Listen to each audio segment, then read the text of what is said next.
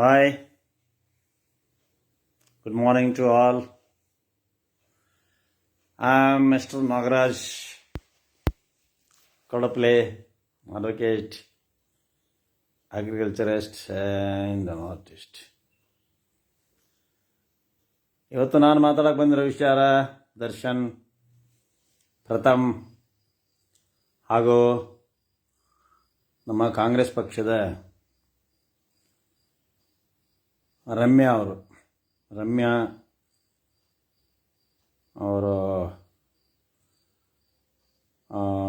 ಇನ್ನೊಂದು ಹೆಸರು ದಿವ್ಯಾ ಸ್ಪಂದನ ಇಲ್ಲಿ ಸಿನಿಮಾದಲ್ಲಿ ರಮ್ಯಾ ಅಂತ ಇದ್ದಾರೆ. ಆ್ಯಕ್ಟಿಂಗ್ ಕೆಲವೊಂದು ಸಿನಿಮಾಗಳಲ್ಲಿ ಆ್ಯಕ್ಟ್ ಮಾಡಿದ್ದಾರೆ.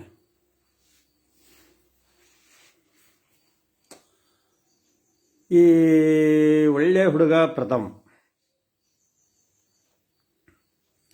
ಅವರಿಗೆ ದರ್ಶನ್ ಫ್ಯಾನ್ಸು ಕಾಡಿದ್ದಾರೆ ಅಂತ.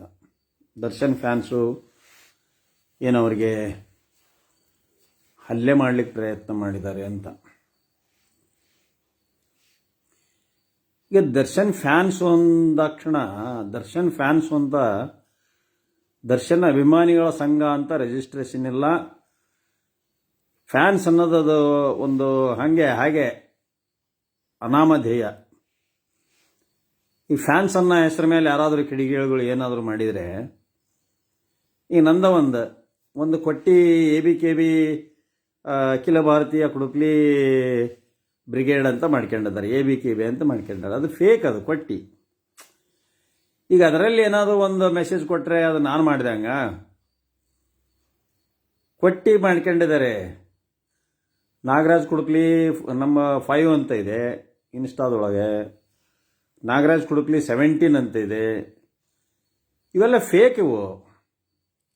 ಆಮೇಲೆ ಅದ್ರ ಬಗ್ಗೆ ಕಂಪ್ಲೇಂಟ್ ಕೊಟ್ಟರೆ ಸೈಬರ್ ಕ್ರೈಮು ವೀಕ್, ಇನ್ವೆಸ್ಟಿಗೇಷನ್ ವೀಕ್. ಇದು ಯಾವುದೇ ಸೋಷಿಯಲ್ ಮೀಡಿಯಾದಲ್ಲಿ ಯಾವುದೇ ಆಡಿಯೋ ಆಗಲಿ ವಿಡಿಯೋ ಆಗಲಿ ಸೈಬರ್ ಕ್ರೈಮ್ಗೆ ಕಂಪ್ಲೇಂಟ್ ಕೊಟ್ಟಾಗ ಅದು USA ಹೋಗ್ಬರುತ್ತೆ. USA ಮಾನಿಟರ್ ಆಗ್ತವೆ ಇವೆಲ್ಲ.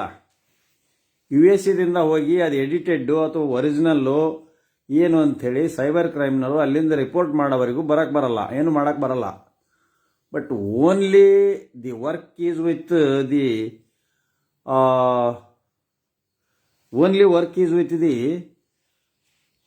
ಇವರು ಕಡೆಯಿಂದ ಏನಪ್ಪ ವರ್ಕ್ ಇದೆ ಅಂತ ಹೇಳಿದರೆ ಅವರು ಇದನ್ನು ಮಾಡ್ಬೋದು ಅಷ್ಟೇ. ಏನು ಮಾಡ್ಬೋದು?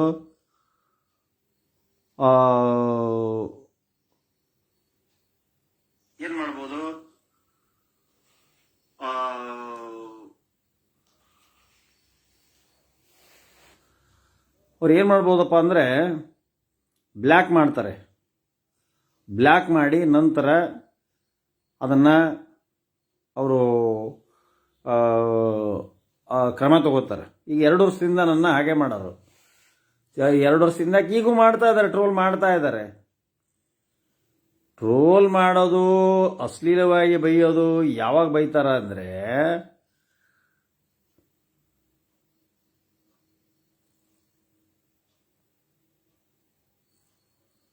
ಪುನೀತ್ ಜೋಶಿ, ಒಳ್ಳೆ ಲಾಯರ್, ನಾಗರಾಜ್ ಕುಡುಕ್ಲಿ ರೋಡಾಗನೂರು.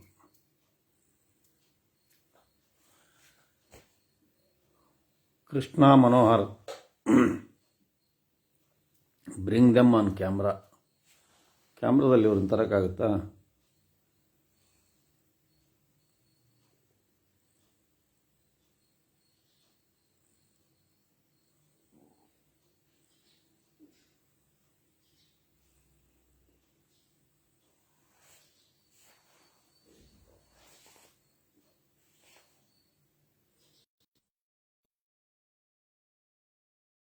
ಜೋಶಿ, ನಿಮ್ಮನ್ನ ಕ್ಯಾಮರಾ ಮಾತಾಡಿ.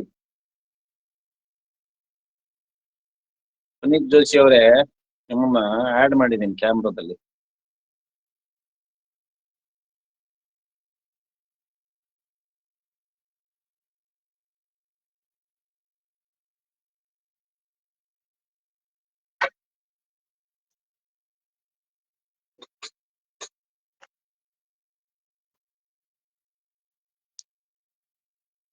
ಈಗ ನಾನು ಮಾತಾಡೋ ವಿಚಾರ ಇಷ್ಟೇ.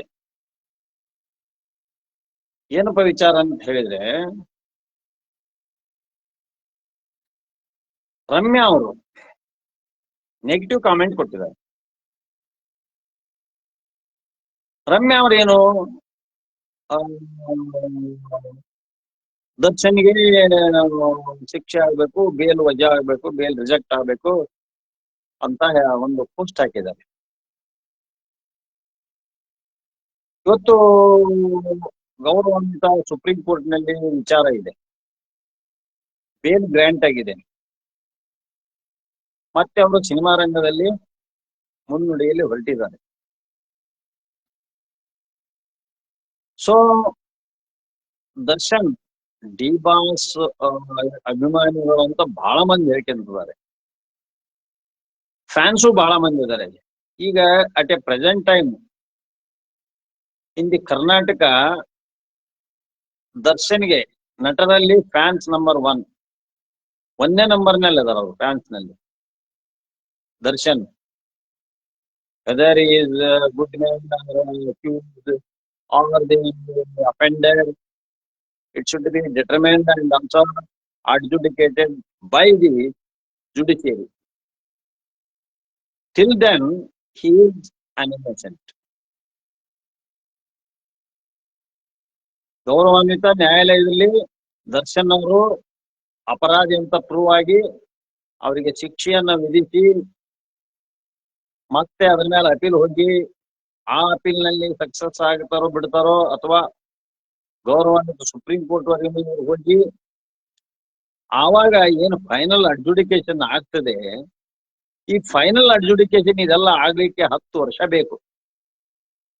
ಅಂದ್ರೆ ಅಪ್ರಾಕ್ಸಿಮೇಟ್ ಸ್ಪೀಡಿ ಟ್ರಯಲ್ ನಡೆದು, ಸ್ಪೀಡಿ ಅಪೀಲ್ ಟ್ರಯಲ್ ನಡೆದು, ಸ್ಪೀಡಿ ಅಪೀಲ್ ಟ್ರಯಲ್ ಮಾಡಿ. ಯಾಕಂದ್ರೆ ಇವ್ರು ಅಕ್ವಿಟ್ ಆದ್ರ ಅವ್ರು ಅಪೀಲ್ ಹೋಗ್ತಾರೆ, ಇವ್ರು ಕನ್ವಿಕ್ಷನ್ ಆದ್ರೆ ಇವ್ರು ಅಪೀಲ್ ಹೋಗ್ತಾರೆ.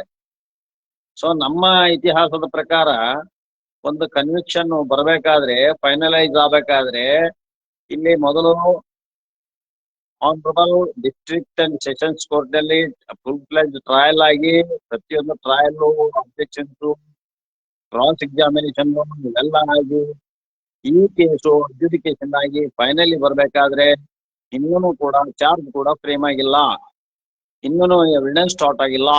ಯಾವ ಕೇಸ್ನಲ್ಲಿ? ದರ್ಶನ್ ಕೇಸ್ನಲ್ಲಿ. ಈಗ ಎವಿಡೆನ್ಸ್ ಸ್ಟಾರ್ಟ್ ಆಗಿ ಆರ್ಗ್ಯುಮೆಂಟ್ ಮುಗಿದು ಆಮೇಲೆ ಫೈನಲ್ ಜಜ್ಮೆಂಟ್ ಆಗ್ಬೇಕಾದ್ರೆ CS 53 court, civil court premises ಏನು ಇದರಲ್ಲಿದೆ, ಬೆಂಗಳೂರಿನಲ್ಲಿ ಸಿವಿಲ್ ಕೋರ್ಟ್ ಪ್ರಿಮೈಸಸ್ ನೊಳಗೆ 53 ಇದೆ, ಅದು 3rd ಫ್ಲೋರ್ ನಲ್ಲಿದೆ, 3rd or 4th ಫ್ಲೋರ್. ನಾನು ದರ್ಶನ್ ಬೇಲ್ ಪೆಟಿಷನ್ ಹಿಯರಿಂಗ್ ಆಗ್ಬೇಕಾದ್ರೆ ಹೋಗಿದ್ದೆ ಅಲ್ಲಿಗೆ. ಬಟ್ ನನಗೆ ದರ್ಶನ್ ಪರ ವಾದ ಮಾಡುವಂತ ಅವಕಾಶ ಸಿಗ್ಲಿಲ್ಲ. ಅಕಸ್ಮಾತ್ ಈಗೂನು ಕೂಡ ದರ್ಶನ್ ಪರ ಕೇಸ್ ನನಗೆ ಸಿಕ್ಕರೆ ನಾನು ಅದನ್ನ ಗೆಲ್ತೀನಿ. ಯಾಕೆಂದ್ರೆ he was not committed an offense under section 302. ಒಬ್ಬ ಲಾಯರ್ ಆಗಿ ಹೇಳ್ತಿದ್ದೀನಿ. ಇವರು ರಮ್ಯಾ ಅವರಾಗ್ಲಿ, ಈ ಊರಾಗ್ಲಿ ಲಾ ಎಕ್ಸ್ಪರ್ಟ್ಸ್ ಅಲ್ಲ. ರಮ್ಯಾ ಅವರಾಗ್ಲಿ, ಈ ಮಹಿಳಾ ಆಯೋಗದ ಅಧ್ಯಕ್ಷರಾಗ್ಲಿ ಕಾನೂನಿನ ತಜ್ಞರಲ್ಲ. ಕಾನೂನು ತಜ್ಞರು ಅಂದ್ರೆ ಅನುಭವ ಬಹಳ ಬೇಕಾಗ್ತದೆ. ಓದಿ ಆಮೇಲೆ ನಮ್ಮ ಕೈಯ ಜೂನಿಯರ್ಸ್ ಹುಡುಗರು, ನಾವೆಲ್ಲ 5-6 ವರ್ಷ ಜೂನಿಯರ್ಸ್ ಆಗಿ ವರ್ಕ್ ಮಾಡಿದ್ದೇವೆ ಸೀನಿಯರ್ಸ್ ಹತ್ರ. ಯಾಕಂದ್ರೆ ಪ್ರಾಕ್ಟಿಕಲ್ ನಾಲೆಜ್ ಬಹಳ ಇಂಪಾರ್ಟೆಂಟ್ ಇದರಲ್ಲಿ. ಥಿಯರಿಟಿಕಲ್ ನಾಲೆಜು ಲಾದಲ್ಲಿ ಓದ್ತೀವಿ, ಥಿಯರಿ ಆದ್ಮೇಲೆ ಪ್ರಾಕ್ಟಿಕಲ್ ನಾಲೆಜು ಅಟ್ಲೀಸ್ಟ್ 4-5 ವರ್ಷ ಒಬ್ಬ ಒಳ್ಳೆ ವಿಶ್ವಾಸಿಕ, ಪ್ರಾಮಾಣಿಕ ಮತ್ತು ಸ್ಟ್ರಾಂಗ್ ಲಾಯರ್ ಹತ್ರ ಜೂನಿಯರ್ಸ್ ಆಗಿ ಕಲಿಬೇಕಾಗತ್ತೆ. ಹಾಗೆ ಕಲ್ತ್ರೆ ಮಾತ್ರ ಒಬ್ಬ ಲಾಯರ್ ಆಗ ಸಾಧ್ಯ. ಇಲ್ಲ ಲಾಯರ್ ಆದ ತಕ್ಷಣ ನನಗೆ ಹಣ ಬೇಕು, ನಾನು ದುಡ್ಡೇ ಮಾಡ್ತೀನಿ ಅಂತಂದ್ರೆ ಮಾಡ್ತಾರೆ. ದುಡ್ಡು 2 ವರ್ಷ ಮಾಡ್ತಾರೆ, ಆ ನಂತರ ಆ ಪ್ರಾಕ್ಟೀಸ್ ಜೀವಂತವಾಗಿ ಇರೋದಿಲ್ಲ. ಇವತ್ತು ನನಗೆ 40 ವರ್ಷ ಪ್ರಾಕ್ಟೀಸು. ನನಗೆ ಸಾಕಪ್ಪ ಕೇಸು ಅಂತ ಅಂದ್ರೂ ಕೂಡ ಸುಮ್ಮನೆ ತಂದು ಸಮಸ್ಯೆ ಮಾಡ್ತಾರೆ. ಸಮಸ್ಯೆ ಮಾಡೋದ್ರಿಂದ ಸ್ಟ್ರೆಸ್ ಬರ್ತದೆ, ನಮಗೆ ಕೇಸ್ ದುಡ್ಡು ಬರ್ತದೆ ಅನ್ನೋ ಒಂದು ಖುಷಿ ಇಂತನೂ ಆ ಕೇಸನ್ನ ಕಷ್ಟದಿಂದ ಮಾಡ್ಬೇಕಾಗ್ತದೆ. ಕೆಲವೊಂದು ಕ್ರಿಟಿಕಲ್ ಕೇಸ್ ತರ್ತಾರೆ, 60-65 ಅನ್ರಿಜಿಸ್ಟರ್ಡ್ ಡಾಕ್ಯುಮೆಂಟ್ ಮೇಲೆ ಎಂಟ್ರಿ ಆಗಿರ್ತವೆ. ಇವತ್ತು ಬಂದು ನೋಡಿದ್ರೆ ಖಾತೆ ಯಾರ್ದೋ ಇರ್ತೈತಿ, ಸ್ವಾಧೀನದಾಗ ಯಾರೋ ಇರ್ತಾರೆ, ಸುಮಾರು 10-20 ಎಕರೆ ಜಮೀನು ಈಗೆಲ್ಲ ವ್ಯಾಲ್ಯೂಯೇಷನ್ ಆಗಿರ್ತವೆ, ಇಲ್ಲಿಗಲ್ ಟ್ರಾನ್ಸ್ಫರ್ ಆಗಿರ್ತವೆ. ಹಿಂದೆಲ್ಲ ಪ್ರಯರ್ ಟು 1970 ಅಲ್ಲೇ ಚಾನಲ್ ಉತ್ತಾರದಾಗ ಒಂದೇನೋ ಬರೆಸಿ ಸಂಸ್ಕಾರ ಪಾವತಿ ಒಂದೇನೋ ಸೇಲ್ ಡೀಡ್ ಮಾಡಿದಂಗೆ ಮಾಡಿ ರಿಜಿಸ್ಟರ್ದಂಗನ ಖಾತೆ ಚೇಂಜ್ ಮಾಡಿಸ್ಬಿಡೋರು. ಸೊ ಇಂಥ ಎಂಟ್ರಿಗಳು ಲ್ಯಾಂಡ್ ರಿಫಾರ್ಮ್ಸ್ ಆಕ್ಟ್ ಬಂದ್ಮೇಲೆ ಎಲ್ಲಾ ಕ್ಲೀನ್ ಆಗಿ ಆಗುವ ಉಳುವನೆ ಹೊಡಿ ಅನ್ಬೇಕಾರೆ ಎಲ್ಲಾರ ಲ್ಯಾಂಡ್ ರಿಫಾರ್ಮ್ಸ್ ಆಕ್ಟ್ ಕೆಳಗೆ ಎಲ್ಲಾ ಪ್ರೊಸೀಡಿಂಗ್ಸ್ ಒಳಗೆ ಟ್ರಿಬ್ಯುನಲ್ಸ್ ನಿಂದ ಅಲ್ಲಿ ಫಾರ್ಮ್ ನಂಬರ್ 7 ಹಾಕಿದವರಿಗೆ ಫಾರ್ಮ್ ನಂಬರ್ 10 ಕೊಟ್ಟು ಅವೆಲ್ಲ ಕನ್ಫರ್ಮ್ ಆದವು. ಸೊ ಹಾಗೆ ಕಾನೂನಿನ ಜ್ಞಾನ ಬಹಳ ಬೇಕಾಗ್ತದೆ. ಈ ಒಂದು ಮರ್ಡರ್ ಕೇಸ್ನಲ್ಲಿ ಬೇಲ್ ಕ್ಯಾನ್ಸಲ್ ಆಗ್ಲಿ ಬೇಲ್ ಆಗ್ಲಿ ಅಂತ ಹೇಳಲಿಕ್ಕೆ ಇವರು ಕಾನೂನು ತಜ್ಞರಲ್ಲ. ಯಾರು ರಮ್ಯಾ ಆಗ್ಲಿ ಮಹಿಳಾ ಆಯೋಗದವರಾಗ್ಲಿ ತಜ್ಞರಲ್ಲ. ಈ ಒಳ್ಳೆ ಹುಡುಗ ಪ್ರಥಮ್ ಬಗ್ಗೆ ಮಾತಾಡ್ತೀನಿ. ಒಳ್ಳೆ ಹುಡುಗ ಪ್ರಥಮ್ ಹಿಂಗೇನಂದ, ಈ ದರ್ಶನ್ ಜೈಲಿನಲ್ಲಿದ್ದಾಗ ಒಬ್ಬ ಪೊಲೀಸ್ ಡ್ರೆಸ್ ಹಾಕಿ ನನ್ನ ಕೈಯಾಗ ಒಂದು ಲಾಠಿ ಕೊಟ್ಬಿಟ್ರೆ ದರ್ಶನ್ ಫ್ಯಾನ್ಸ್ಗಳನ್ನ ಓಡೋಡಿ ಹೊಡಿತೀನಿ ಅಂತ ಹೇಳಿದ್ದ. ಇವನು ಒಳ್ಳೆ ಹುಡುಗ ಪ್ರಥಮ್, ಇವನು ಒಳ್ಳೆ ಹುಡುಗ. ಇವನು ದರ್ಶನ್ ಫ್ಯಾನ್ಸ್ ಅಲ್ಲಿ ಗಲಾಟೆ ಮಾಡಿದ್ರೆ ಪೊಲೀಸರು ನೋಡ್ಕೊಂತಾರೆ. ಲಾ ಅಂಡ್ ಆರ್ಡರ್ ಡಿಸ್ಟರ್ಬ್ ಆದ್ರೆ ನನ್ನೂ ಕೇಳಲ್ಲ, ಯಾರನ್ನೂ ಕೇಳಲ್ಲ. ಲಾ ಅಂಡ್ ಆರ್ಡರ್ ನಾವು ಡಿಸ್ಟರ್ಬ್ ಮಾಡಿದ್ರೆ ನಾನೊಬ್ಬ ಪ್ರಜೆಯಾಗಿ police having the jurisdiction to take action against me also. ಯಾಕಂದ್ರೆ ನಾವು ಕಾನೂನು ತಜ್ಞರಾಗಿ ಡಾಕ್ಟರ್ ಆದರೂ ಏನ್ ತಿಂದ್ರೆ ರೋಗ ಬರ್ತದೆ ಅಂತ ಗೊತ್ತಿರ್ತದೆ, ಅಥವಾ ರೋಗ ಬಂದ್ರೆ ಏನ್ ವಾಸಿ ಮಾಡಿಕೋಬೇಕು ಅಂತ ಗೊತ್ತಿರ್ತದೆ. ಈಗ ನಾವು ಕಾನೂನನ್ನ ಉಲ್ಲಂಘನೆ ಮಾಡ್ದಂಗೆ ಇರ್ತೀವಿ ಲಾಯರ್ಸ್ಗಳು. ಆಕಸ್ಮಿಕವಾಗಿ ಉಲ್ಲಂಘನೆ ಆಗಿದೆ ಅಂತ ಯಾವನಾದ್ರೂ ಕಂಪ್ಲೇಂಟ್ ಕೊಟ್ರ ನಮ್ಮ ಮೇಲೆ ಅದಕ್ಕೆ ರೆಮಿಡಿನೂ ನಾವು ಮಾಡ್ಕೊಂತೀವಿ, ಗೊತ್ತಿರ್ತದೆ ನಮಗೆ. ಅಕ್ವಿಟ್ ಹೆಂಗ್ ಮಾಡ್ಕೋಬೇಕು, ನಾವು ಅಪರಾಧ ಮಾಡಿದಿಲ್ಲ, ಅಪರಾಧ ಅಂತೂ ಮಾಡಿರೋದೇ ಇಲ್ಲ, ನಾವು ಯಾವ ಅಪರಾಧನೂ ಮಾಡಿರೋದಿಲ್ಲ. ಏನು ಲಾಯರ್ ಸಣ್ಣ ಪುಟ್ಟ ಅಂದ್ರೆ ಒಂದು 504 506 ಕ್ರಿಮಿನಲ್ ಇಂಟಿಮಿಡೇಷನ್ ಏನೋ ಒಂದು ಬೈದ, ಯಾರಿಗಾರ ಬೈದ ಚಿಟ್ನೆ ಬೈದಿರ್ತಾರ. ಅದು ಮನುಷ್ಯನ ಪ್ರವೃತ್ತಿ. ಯಾರದರಿ ಅವಾಚ್ಯ ಶಬ್ದಗಳನ್ನ ಮಾತಾಡದಂಥವ್ರು ಯಾರಾದ್ರು ಹೇಳ್ರಿ ನೋಡೋಣ. ನನಗನ್ಸ ಮಟ್ಟಿಗೆ ಸತ್ಯ ಹರಿಶ್ಚಂದ್ರ ಗಾಂಧೀಜಿ ಅವರನ್ನ ಹೊರತುಪಡಿಸಿದ್ರೆ ಅವಾಚ್ಯ ಶಬ್ದ ಬಳಸದಂತೆ ಇರುವವರು ಯಾರು ಅಂತ ಕೇಳ್ತೀನಿ. ಬಹಳ ಅಂದ್ರೆ ಅಕ್ಕ ಮಹಾದೇವಿ ಬಳಸಿಲ್ಲ, ಶಿವಶರಣರು ಬಳಸಿಲ್ಲ, ಮತ್ತೆ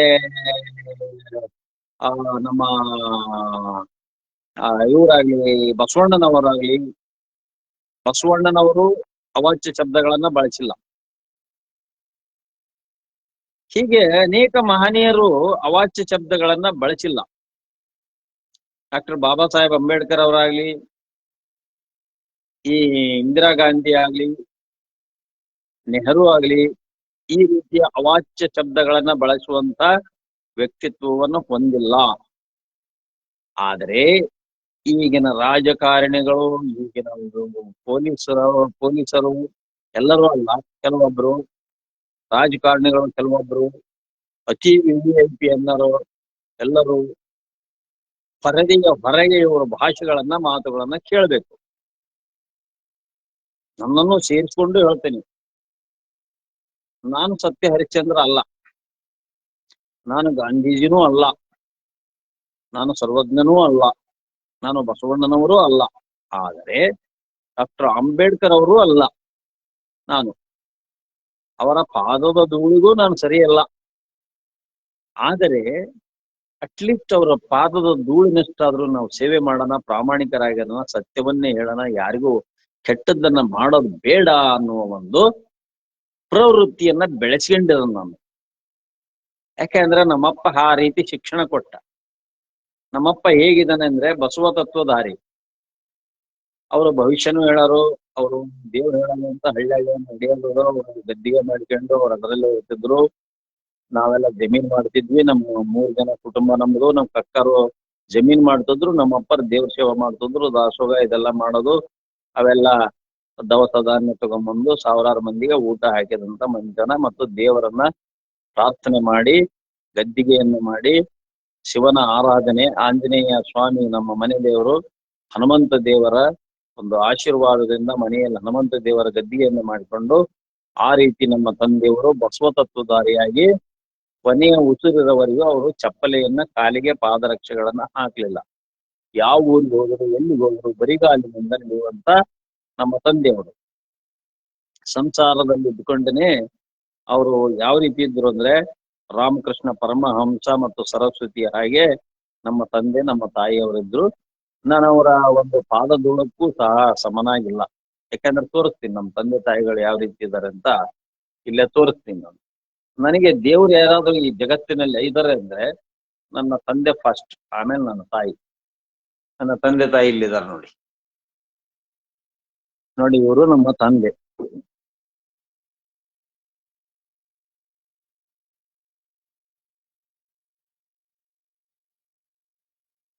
ಇವರು ನಮ್ಮ ತಂದೆ ಕೃಷ್ಣಪ್ಪಜ್ಜನವರು, ಉಕ್ಕಡಗಾತ್ರಿ, ವಾಯುಪುತ್ರಕರ ಸಂಜಾತ, ಶ್ರೀ ಗುರು ಕರಬಸವೇಶ್ವರ ವರಪುತ್ರ,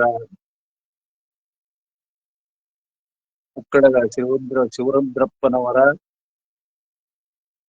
ಜ್ಯೇಷ್ಠ ಸುಪುತ್ರ ಶ್ರೀ ಕೃಷ್ಣಪ್ಪಜ್ಜನವರು.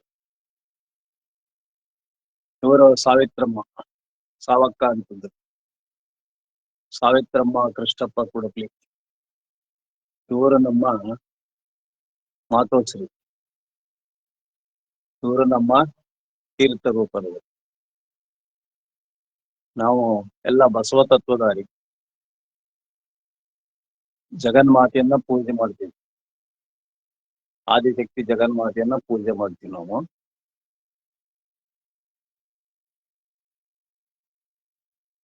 ಅದು ಬಿಟ್ರೆ ಲೇಟೆಸ್ಟ್ ಆಗಿ ನನಗಿಷ್ಟ ಆದಂತ ಪುನೀತ್ ರಾಜ್ಕುಮಾರ್. ಇವರು ನನಗಿಷ್ಟದ ಹುಡುಗ. ನಮ್ಮ ಮುಂದೆ ಬೆಳೆದು ಕಲಾ ಸೇವೆ ಮಾಡಿದವರು. ಇದು ನಾನು ಲಾವ್ ಓದ್ಬೇಕಾದ್ರೆ ಇದ್ದಂಥದ್ದು. ನಾನು ಆಕ್ಚುಲಿ BA ಮತ್ತು ಲಾವ್ ಓದ್ಬೇಕಾದ್ರೆ ಇಲ್ಲಿದ್ದೆ.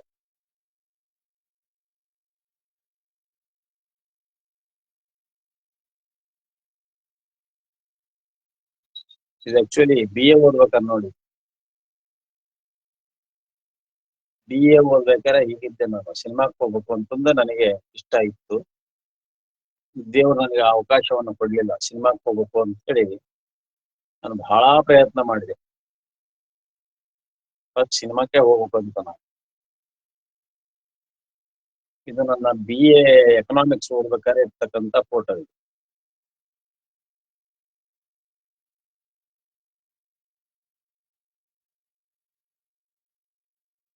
ಇದು ನನ್ನ ನೆಚ್ಚಿನ ಹುಡುಗ, ನಮ್ಮ ಮುಂದೆ ಬೆಳೆದ ಹುಡುಗ ಇದು.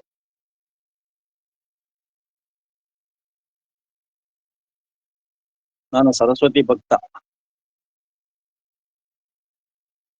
ಇವೆಲ್ಲ ನನಗೆ ಸಿಕ್ಕಂತ ಸನ್ಮಾನಗಳು.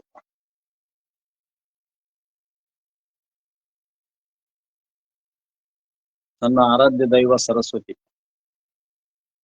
ಸರಸ್ವತಿ ಪುತ್ರ ಅನ್ಸ್ಕೋಬೇಕು ಅಂತ ಹೇಳಿ ಬಹಳ ಪ್ರಯತ್ನ ಮಾಡ್ತಾ ಇದ್ದೀನಿ. ಇವೆಲ್ಲ ನನಗೆ ಸನ್ಮಾನ ಮಾಡಿದ ಇವು ಎಲ್ಲ ಸನ್ಮಾನ ಪತ್ರಗಳಿವು.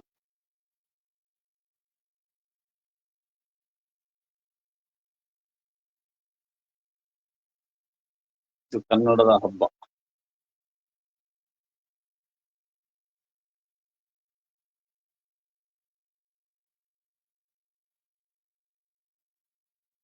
ಕರ್ನಾಟಕ ರಕ್ಷಣಾ ವೇದಿಕೆ.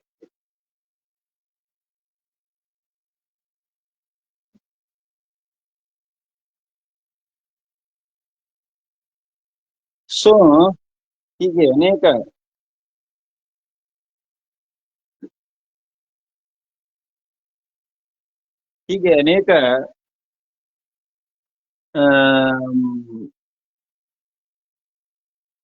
ಶ್ರೀನಿವಾಸ್ ಶ್ರೀ ನೋಡ್ತಾ ಇದ್ದಾರೆ. ಶ್ರೀನಿವಾಸ್ ಶ್ರೀ ನಮಸ್ಕಾರ ಮಾಡಿದೆ. ನಮಸ್ಕಾರ ಸರ್.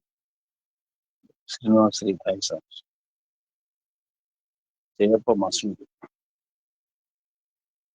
ಜೋಶಿ.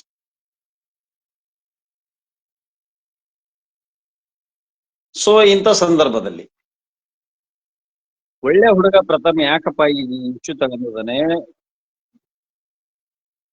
ಮೀಡಿಯಾ ನನ್ನ ಕಿರೀಟ ಅಂತ ಹೇಳ್ಕೊಂಡಿದ್ದಾನೆ. ಮೀಡಿಯಾ ನಿನಗೆ ಕಿರೀಟ ಆಗಿರ್ಬೋದು ಕಣಪ್ಪ. ಮೀಡಿಯಾ ಒಂದ್ ಪರ ಹೇಳ್ತಾ ಇದಾರೆ, ಒಂದ್ ಪಕ್ಷಕ್ಕೆ ಬಕೆಟ್ ಹಿಡಿತಾರೆ. ಒಳ್ಳೆ ಹುಡುಗ ಪ್ರಥಮ ನೀನ್ ಯಾಕಪ್ಪ ಇದಕ್ಕೆ ಈ ವಿಷಯ ಬಂದಿದೆ ಅಂದ್ರೆ, ದರ್ಶನ್ಗೆ 10,000 ಫ್ಯಾನ್ಸ್ ಇದ್ರೆ ನನಗೆ 3,000 ಆದವು ಅಂತ ಹೇಳಿದಿ. ನೀನೀಗ ಒಂದ್ ಸಿನಿಮಾ ತೆಗೆದಿದ್ವಿ. ನೀನ್ ಯಾರೊಬ್ಬ ಲಾಯರ್ ಕೂಡ ಮಾತಾಡಿದ್ದು ನಾನು ಆಡಿಯೋ ಕೇಳಿಸ್ಕೊಂಡೆ. ಅಣ್ಣ 5-6 ಕೋಟಿ ನಾನು ಖರ್ಚು ಮಾಡಿ ಸಿನಿಮಾ ತೆಗೆದಿದ್ದೀನಿ ಅಂತ. ಈಗ 5-6 ಕೋಟಿಗೆ ಒಂದ್ 10 ಕೋಟಿ ಆದ್ರೆ ನಿಮ್ಗೆ ಲಾಭ ಆಗ್ಬೇಕಪ್ಪ. ಈಗ 5-6 ಕೋಟಿ ಖರ್ಚು ಮಾಡ್ಕೊಂಡು ಹುಡಿಯ ಕೆಂಡ ಇಟ್ಕೊಂಡಂಗ. ನಾವು ಬಂಡವಾಳ ಹಾಕಿ ಬಂಡವಾಳ ತೆಗೆಯೋದು ಚಿತ್ರೋದ್ಯಮದ ಬಹಳ ಕಷ್ಟ ಇದೆ. ಈಗ ಬಹಳ ಕಷ್ಟ ಇದೆ. ಸಿನಿಮಾ ನಾಟ ಹಾಕಿ ಹೋಗಿ ಯಾರೋ ನೋಡೋದು ಕಷ್ಟ. ನಾವೇ ಒಂದ್ ಡ್ರಾಮಾ ಮಾಡಿದ್ರೆ 1,000-2,000 ಕಲೆಕ್ಷನ್ ಆಗೋದಿಲ್ಲ. ಎಂತೆಂತಾರು ಕರ್ಕೊಂಬಂದು ಸಹಿತ ರಂಗಭೂಮಿ ನಾಟಕ ನೋಡೋದಿಲ್ಲ. ಇನ್ನೇನಪ್ಪಾ ಸ್ವಲ್ಪ ಹುಡುಗ ದಾನಿಗಳು ಇರ್ತಾರೆ, ಅವರಿಂದ ಸ್ವಲ್ಪ ಫಂಡ್ ಎತ್ಕೊಂಡು ಕಲಾವಿದರಿಗೆ ಸ್ವಲ್ಪ ಏನೋ ಕೊಟ್ಟು ಕಳಿಸ್ತೀವಿ. ಹಾಗಾಗಿ ಅನೇಕ ಕಲಾವಿದರು ಬೀದಿ ಬಂದಿದ್ದಾರೆ. ಊಟದ ಕಷ್ಟ, ಮಕ್ಕಳನ್ನ ಉಳಿಸೋದ್ ಕಷ್ಟ, ಎಲ್ಲ ಕಷ್ಟ ಆಗಿದೆ ಕಲೆಯನ್ನ ನಂಬ್ಕೊಂಡರಿಗೆ. ಕಲೆಯಿಂದ ದುಡ್ಡು ಮಾಡ್ತೀನಿ ಅಂದ್ರೆ ಬಹಳ ಕಷ್ಟ. ಯಾಕಂದ್ರೆ ಈಗ ಎಲ್ಲರೂ ಕಲಾವಿದ್ರೆ. ಈಗ ಸಣ್ಣ ಹುಡುಗರ ಎಂತೆಂತ ಡ್ಯಾನ್ಸ್ ಮಾಡ್ತಾ ಇದಾರೆ. ಏನ್ ಭಾರಿ ಪ್ರಸಿದ್ಧಿ ಪಡೆದಾರಲ್ಲ ಆ ನಟರಿಗಿಂತೂ ಚಲೋತಂಗೆ ಆಕ್ಟ್ ಮಾಡ್ತಾರೆ. ಈಗ ಎಲ್ಲರ ಅದ್ಭುತವಾದ ಇದನ್ನು ಮಾಡ್ತಿದ್ದಾರೆ. ಆಗಿನ ಕಾಲದಲ್ಲಿ ಸಿನಿಮಾ ಎಲ್ಲ ಅನಿವಾರ್ಯದ್ದು ಹೋಗಿ ಟಾಕೀಸ್ ಹೋಗಿ ನೋಡ್ತಿದ್ವಿ. ಅದು ಡಾಕ್ಟರ್ ರಾಜ್ಕುಮಾರ್, ವಿಷ್ಣುವರ್ಧನ್, ಮತ್ತೆ ಶ್ರೀನಾಥ್, ನಮ್ಮ ಇವರು ಅಂಬರೀಷ್, ಮತ್ತು ನಮ್ಮ ಇವರು ಕೆಲವೊಂದು ಚಲೋ ಬಂದ್ರು ಸಿನಿಮಾ. ಶಂಕರ್ನಾಗ್ ಅವರು ಚಲೋ ಬಂದ್ರು. ಆ ನಂತರ ಸಿನಿಮಾದಲ್ಲಿ ಚಾಪ್ ಮೂಡಿಸಿದ್ದು ಯಶ್ ಮತ್ತು ಸುದೀಪು, ಮತ್ತೆ ನಮ್ಮ ದರ್ಶನ್, ಮತ್ತೆ ಶಿವರಾಜ್ ಕುಮಾರ್, ಪುನೀತ್ ರಾಜ್ಕುಮಾರ್, ಇವರೆಲ್ಲ ಫ್ಯಾನ್ಸ್ ಐಕಾನ್ ಆಗಿ ನಡೆದಾರೆ. ರಮ್ಯಾ ಅವರು ನಮ್ಮ ಕಾಂಗ್ರೆಸ್ಸಿಗೆ ಬಂದು ಪ್ರಚಾರ ತಗೊಂಡ್ರು. ಸಿನಿಮಾ ರಂಗಕ್ಕಿಂತ ಹೆಚ್ಚು ಪ್ರಚಾರ ತಗೊಂಡದ್ದು ಮಂಡ್ಯದಲ್ಲಿ 6 ತಿಂಗಳು ಒಂದು ಇದಕ್ಕೆ ನಮ್ಮ ಕಾಂಗ್ರೆಸ್ನಿಂದ ಟಿಕೆಟ್ ಕೊಟ್ಟಾಗ ಅಲ್ಲಿ ಅಂಬರೀಷ್ ಅವರ ವಿರೋಧದ ನಡುವೆ ಕೂಡ ಇವರು ಇದಾಗಿ ಗೆದ್ರು. MP ಆಗಿ ಗೆದ್ದು ಮಂಡ್ಯ ಜನರಿಗೆ ಅಲ್ಲಿ ಮನೆಯನ್ನ ಮಾಡ್ಕೊಂಡು ಅಲ್ಲೇ ಇರ್ತೀನಿ ಅಂತ ಹೇಳಿ ಮಂಡ್ಯವನ್ನು ಬಿಟ್ಟು ಮತ್ತು ಬೆಂಗಳೂರಿಗೆ ಬಂದ್ರು. ಮತ್ತೆ ಸೋಷಿಯಲ್ ಮೀಡಿಯಾ ಹೆಡ್ ಆಗಿ ವರ್ಕ್ ಮಾಡಿದ್ರು ನಮ್ಮ ಕಾಂಗ್ರೆಸ್ನಲ್ಲಿ. ನಾವು ಒಬ್ಬ ಕಾರ್ಯಕರ್ತರು ಹಿಂದ್ಲಿಂದನು. ನಾವು ಬಂಗಾರಪ್ಪರ ಕಾಲದಿಂದನೂ, ನಾವು ಇಂದಿರಾ ಗಾಂಧಿ ಕಾಲದಿಂದನೂ, ನಾನು ಇಂದಿರಾ ಗಾಂಧಿ ಸಣ್ಣ ಹುಡುಗಿದ್ದಾಗಿದ್ದನು ನಾವು ಅವರ ಇದು ನಮ್ಮಪ್ಪರು ಕೂಡ ಕಾಂಗ್ರೆಸ್ ವತಿಯಿಂದ ಪಂಚಾಯತ್ ಅಧ್ಯಕ್ಷರಿದ್ರು. ಹೀಗಾಗಿ ನಾವು ಯಾವಾಗಲೂ ನಮ್ಮ ರಕ್ತ ಕಾಂಗ್ರೆಸ್. ನಾವು ಸ್ಕೂಲ್ ಇದ್ದಾಗ ಹಾಲು ಉಪ್ಪಿಟ್ಟು ತರಿಸ್ಕೊಟ್ಟದ್ದು ಕಾಂಗ್ರೆಸ್.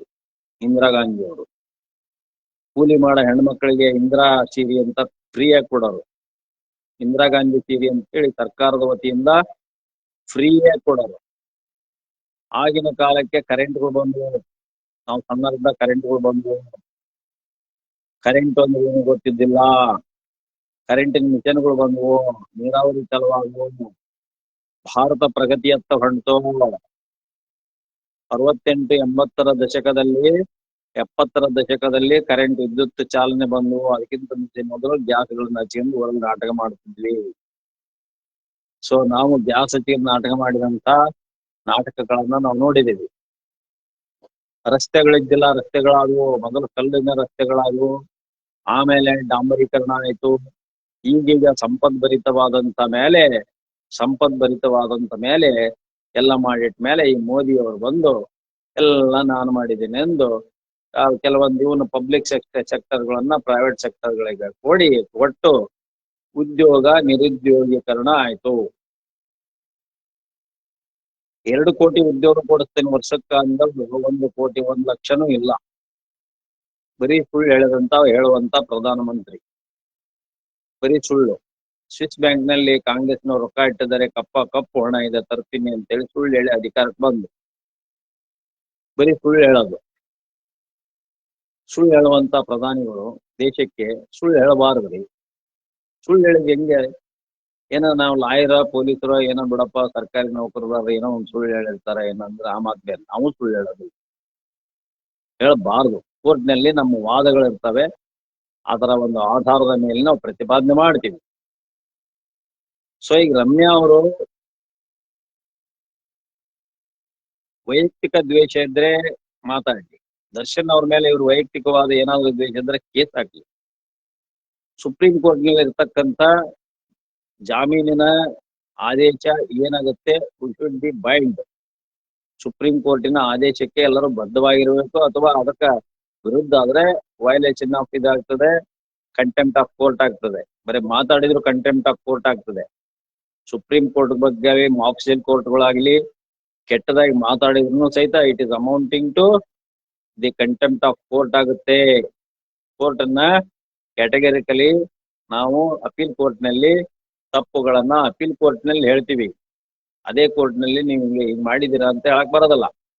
ಜಜ್ಮೆಂಟ್ಸ್ ನಮ್ಮ ವಿರುದ್ಧ ಬಂದಾಗ the forum is open to appeal before the appellate court and let us criticize the judgment on categorical and lawfully ಇಂತಹ ಜಡ್ಜಸ್ ಈ ರೀತಿ ಈ ಒಂದು ನ್ಯಾಯಾಲಯ ತಪ್ಪು ಮಾಡಿದೆ ಅಂತ ಅಪೀಲ್ ನ್ಯಾಯಾಲಯದಲ್ಲಿ ನಾವು ಖಡಾಖಂಡಿತವಾಗಿ ವಾದ ಮಾಡ್ತೀವಿ.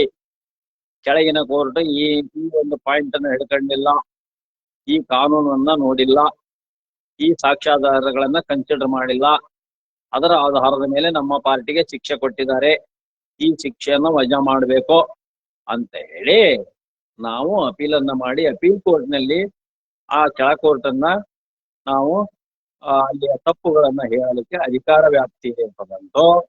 ಅದನ್ನು ಹೊರಗಡೆ ಮಾತಾಡಿದ್ರು ಕೂಡ ತಪ್ಪೆ. ಆ ಒಂದು ಜಜ್ಮೆಂಟ್ ಅನ್ನು ಹಿಡ್ಕೊಂಡು ಹೊರಗಡೆ ಮಾತಾಡಿದ ತಪ್ಪೆ. when the case is before the Honorable Supreme Court of India belongs to Darshan, the bail petition, already full-fledged arguments heard, both sides, and also the Honorable Supreme Court directed to the all advocates who are appeared on behalf of the government and also on behalf of several accused. The Honorable High Court directed to produce or submit the written arguments within 3 pages, not more than 3 pages ಅಂತ order ಮಾಡಿದೆ. ಇಂಥ crucial ಸಂದರ್ಭದಲ್ಲಿ bale ಆಗ್ತದೆ ಅಥವಾ reject ಆಗ್ತದೆ. Bail confirm ಆಗ್ತದೆ high court ಇಂದು, ಅಥವಾ reject ಆಗ್ತದೆ. ಕೋರ್ಟಿನಲ್ಲಿ ವಾದ ವಿವಾದವನ್ನ ಕೇಳುವಾಗ ಗೌರವಾನ್ವಿತ ನ್ಯಾಯಮೂರ್ತಿಗಳು ನಮ್ಮಂತ ವಕೀಲರನ್ನ ಕೇಳ್ತಾರೆ.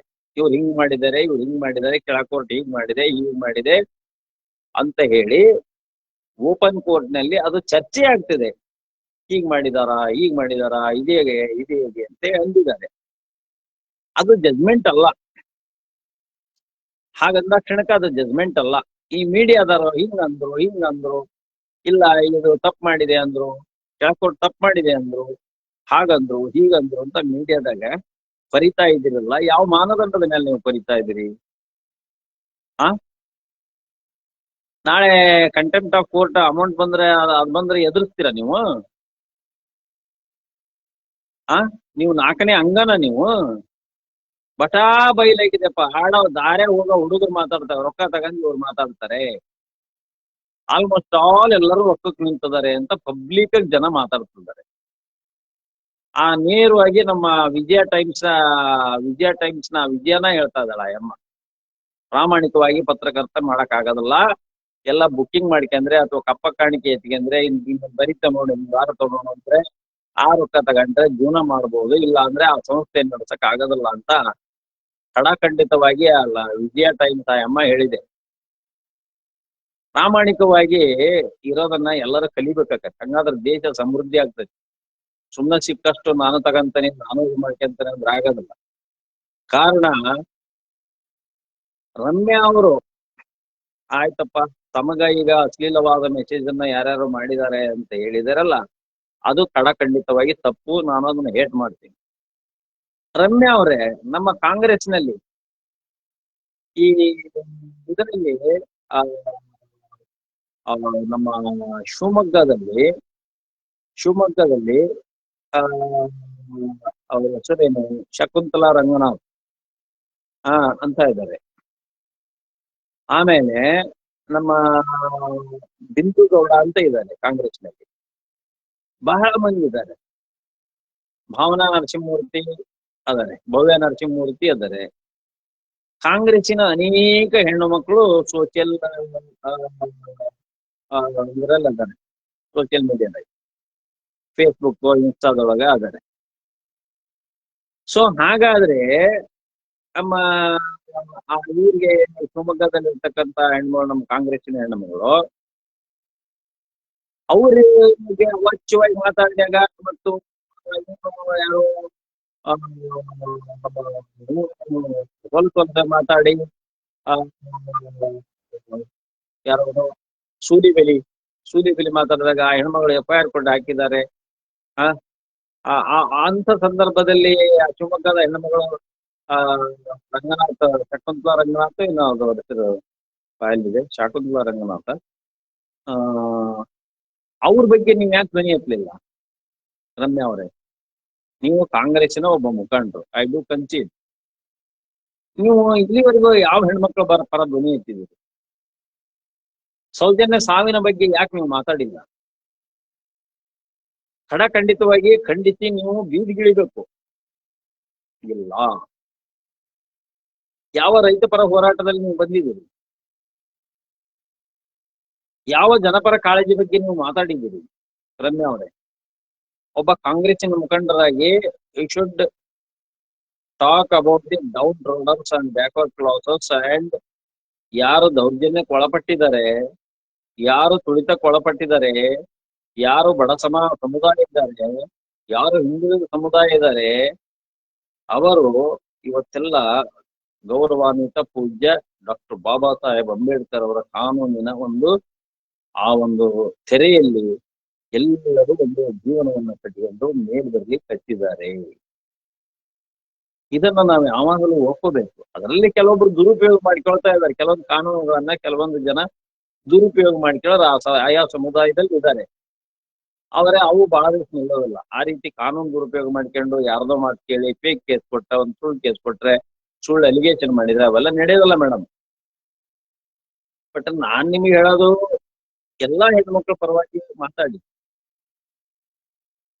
ನಿಮಗೆ ಆಗಿರೋ ತಪ್ಪು ಅವ್ರಿಗೆ ಶಿಕ್ಷೆ ಆಗ್ಲಿ. ನಾನೊಬ್ಬ ಲಾಯರ್ ಆಗಿ, ಇದು ಸ್ಲೋ ಮೋಷನ್, ಇದು ನೀವು ಸಿನಿಮಾದ ಸ್ಲೋ ಮೋಷನ್ ಮಾಡ್ತಿರಲ್ಲ ಹಂಗ ಸೈಬರ್ ಕ್ರೈಮ್ ಸ್ಲೋ ಮೋಷನ್ ಇದು. ಯಾವ ದುಡ್ಡು ವಸೂಲಿ ಮಾಡಿಲ್ಲ ಸೈಬರ್ ಕ್ರೈಮ್ ನಲ್ಲಿ ಹಣ ವಸೂಲಿ ಆಗಿಲ್ಲ, ಇಲ್ಲಿ ಯಾವ ಶಿಕ್ಷೆನೂ ಕೊಡಿಸಿಲ್ಲ ಅವರು. ಆ ಸೈಬರ್ ಪೊಲೀಸು ಸೈಬರ್ ಕ್ರೈಮು ಆಕ್ಟೇ ಬಹಳ ಇದೆ. ಅದು ಇನ್ವೆಸ್ಟಿಗೇಷನ್ ಆಗ್ಬೇಕು, ಇದ್ರೆ ವಯಸ್ಸು ಇದ್ರೆ ವಿಡಿಯೋ ಅಂತ ಆಗ್ಬೇಕು, ಎಡಿಟ್ ಆದ ನಡೆಯೋದಿಲ್ಲ. ಯಾವನೋ ಫೇಕ್ ID ಮಾಡ್ಕೊಂಡು, ಯಾವನೋ ಫೇಕ್ ಫೋನ್ ನಂಬರ್ ತಗೊಂಡು ಫೇಕ್ ಆಗಿ ಮಾತಾಡಿ ಕೂಡೋಗ್ಬಿಟ್ಟಿರ್ತಾನೆ. ಅಥವಾ ಯಾರ್ದಾದ್ರೂ ಒಂದು ಒರಿಜಿನಲ್ ಫೋನ್ ತಗೊಂಡು ಅದರ ಟಕ ಟಕ ಟಕ ಅಂತ ಒಂದು ಮೆಸೇಜ್ ಕೊಟ್ಟು ಫೋನ್ ಇಟ್ಟು ಹೋದ್ರೆ ಹೋಗ್ಬಿಡ್ತಾನೆ. ಅದಕ್ಕೆ ಫೋನ್ಗಳನ್ನ ಎಲ್ಲಿ ಇಡಬಾರ್ದು. ಆಮೇಲೆ ಪಬ್ಲಿಕ್ ಬೂತ್ ನಲ್ಲಿ ಅವಾಚ್ಯ ಶಬ್ದದಿಂದ ನಮಗೆಲ್ಲ ಬೈದು ಫೋನ್ ಇಟ್ಟು ಹೋದಾರ. ನಮ್ಗೂ ಜಗ್ ಬೈದಾರ್ರಿ. ಸಾವಿರಾರು ಜನ ಮಾಡಿದ್ದಾರೆ, ಸಾವಿರಾರು ಜನ ಟ್ರೋಲ್ ಮಾಡಿದ್ದಾರೆ. I don't care. Renuka Swamy, Pavithra ಗೌಡಗ ಅವ್ರ ವೈಯಕ್ತಿಕ ಜೀವನ ನನಗೆ ಬೇಕಾಗಿಲ್ಲ. ಆದ್ರೆ ಒಬ್ಬ ಹೆಣ್ಮಗಳು ವೈಯಕ್ತಿಕ ಜೀವನ ಬೇಕಾಗಿಲ್ಲ. ವೈಯಕ್ತಿಕವಾಗಿ ಆನರಬಲ್ ಸುಪ್ರೀಂ ಕೋರ್ಟ್ ಏನ್ ಹೇಳ್ತದೆ ಅಂದ್ರೆ, ಆ ಹೆಣ್ಣುಮಗಳ ಚರಿತ್ರೆ ಏನಾದ್ರೂ ಇರಲಿ, ಆದ್ರೆ ಅವರಿಗೆ ಏನಾದ್ರು outrage of modesty of women ಆದ್ರೆ, ರೇಪ್ ಆದ್ರೆ ಆ ಹೆಣ್ಮಗಳ ಚಾರಿತ್ರ್ಯ ಮುಖ್ಯ ಅಲ್ಲ, ನೀವು ಮಾಡಿದಂತ ಕರ್ಮ ಮುಖ್ಯ ಬರುತ್ತೆ ಅಂತ. ಇವತ್ತು ದರ್ಶನ್ ಅಪರಾಧ ಮಾಡಿದರೆ ಬಿಟ್ಟಿದರೆ ನಿರ್ಧಾರ ಆಗಿಲ್ಲ.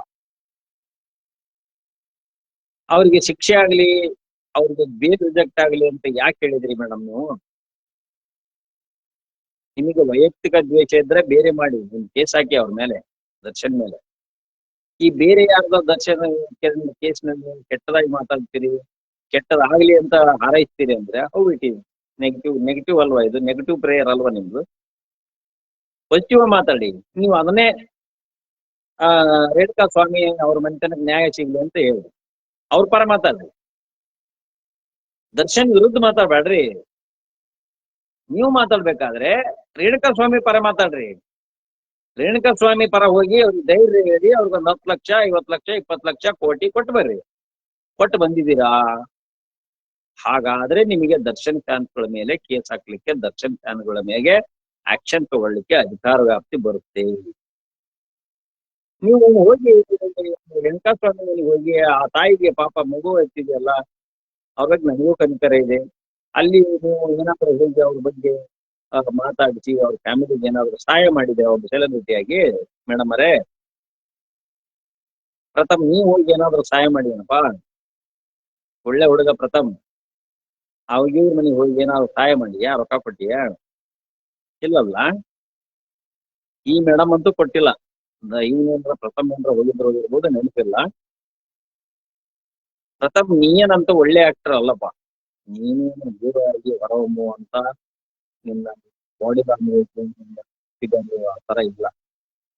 ನಿನ್ಗಿಂತ ಚಂದ ನಮ್ಮ ನಾಟಕ ಹುಡುಗರು ಮಾಡ್ತಾರೆ, ಬಯಲ್ ನಾಟಕ.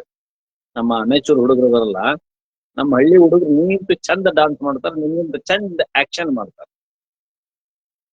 ನಮ್ಮ ಹಳ್ಳಿ ನಾಟಕದ ರಂಗಭೂಮಿಗೆ ಬಾ, ವಿಲನ್ ಪಾತ್ರ ನೋಡ, ಸಿಗರೇಟ್ ಹಾಕ್ಯಂದು ಅದೇ ಸ್ಟೈಲ್ ನಮ್ಮ ಹಳ್ಳಿ ಹುಡುಗರು. ಒಳ್ಳೆ ಹೀರೋಯಿನ್ ಕರ್ಕೊಂಬಂದು ದಾವಣಗೆರೆ ಸುಜಾತ, ಆಮೇಲೆ ಹುಬ್ಬಳ್ಳಿ ನೇತ್ರ, ಆಮೇಲೆ ನೀತಾ ಮೆಂದ್ರಿಗಿ ವಿಜಾಪುರ, ಬೆಂಗಳೂರು ಸುನೇತ್ರ ನಾಡಗೌಡ, ಇಂಥ ರುಕ್ಕು, ಇಂಥ ಅನೇಕ ಹೀರೋಯಿನ್ಗಳನ್ನ ಕರ್ಕೊಂಬಂದು ಅದ್ಭುತವಾದ ನಾಟಕವನ್ನ ಮಾಡ್ತಾರೆ. ನಯನ ಅವ್ರನ್ನೆಲ್ಲ ಕರ್ಕೊಂಬರ್ತಾರೆ, ಕಾಮಿಡಿ ಕಿಲಾಡಿಗಳು, ಫೇಮಸ್ ಆಕ್ಟರ್ಸ್ ಎಲ್ಲರನ್ನ ಕರ್ಕೊಂಬರ್ತಾರೆ. ಕರ್ಕೊಂಬಂದು ಹಳ್ಳಿಯಲ್ಲಿ ನಾಟಕವನ್ನ ಪಟ್ಟಿ ಹಾಕಿ ಮಾಡ್ಕೊಂಡು ಅದರಲ್ಲಿ ಹೀರೋ ಪಾತ್ರ ಮತ್ತು ಕಾಮಿಡಿ ಪಾತ್ರ, ಆಮೇಲೆ ವಿಲನ್ ಪಾತ್ರ ಅಷ್ಟು ಅದ್ಭುತವಾಗಿ ಮಾಡ್ತಾರೆ. ಅವರೆಲ್ಲ ಹಾಗೆ ಮಾಡಿದಾಗ ನಿನ್ನ ಸಿನಿಮಾ ಇನ್ನೇನ್ ನೋಡಕ್ ಹೋಗ್ತಾರಪ್ಪ ಪ್ರಥಮ ಅವರು? ಅಲ್ಲ, ಒಳ್ಳೇದಾಗ್ಲಿ, ಸಿನಿಮಾ ತೆಗಿದೀವಿ, ನೀವು ಒಳ್ಳೇದಾಗ್ಲಿ, ಕನ್ನಡ ಚಿತ್ರರಂಗ ಬೆಳಿಲಿ. ಆದ್ರೆ ನೀವಿನ್ನೂ ಬೆಳೆಯೋಣ ಪ್ರಥಮ್. ಒಂದು ಹಿತವಚನ ಹೇಳ್ತಾನೆ ನಾನು ಸೀನಿಯರ್ ಆಗಿ, ತಾಳ್ಮೆಯಿಂದ ಹೋಗು. ಸುಮ್ಮನೆ ರಕ್ತ ಬಿಸಿ ಇದೆ ಅಂತ ಹೇಳಿ, ನಮ್ಮ ಎಷ್ಟು ವಯಸ್ಸಾದ್ರೂ ನಿಮ್ಗಿಂತ ಹೆಚ್ಚು ಬಿಸಿ ಇದೆ ನಮ್ಮ ರಕ್ತ. ಮೊನ್ನೆ ನಮ್ಮ ಗೌರವಾನ್ವಿತ ನಿವೃತ್ತ ನ್ಯಾಯಾಧೀಶರು, honourable supreme court of India, the great lion, justice lion Gopala ಗೌಡ್ರು ಹೇಳಿದ್ದಾರೆ. ಏನ್ ಹೇಳಿದ್ದಾರೆ? ಈ ಹಲವಾರು ಕೊಲೆಗಳನ್ನ ನೋಡಿದಾಗ, ಧರ್ಮಸ್ಥಳದ ಆಜುಬಾಜು ನಡೆದಾಗ, ಇದು ಧರ್ಮಸ್ಥಳದ ಬಗ್ಗೆ ಅಪಪ್ರಚಾರ ಅಲ್ಲ, ಜನ ಬಹಳ ಧರ್ಮಸ್ಥಳದ ಬಗ್ಗೆ ಅಪಪ್ರಚಾರ ಮಾಡ್ತಾರೆ ಅಂತ ಡಿಫೆನ್ಸ್ ತಗೊಂತಾರೆ.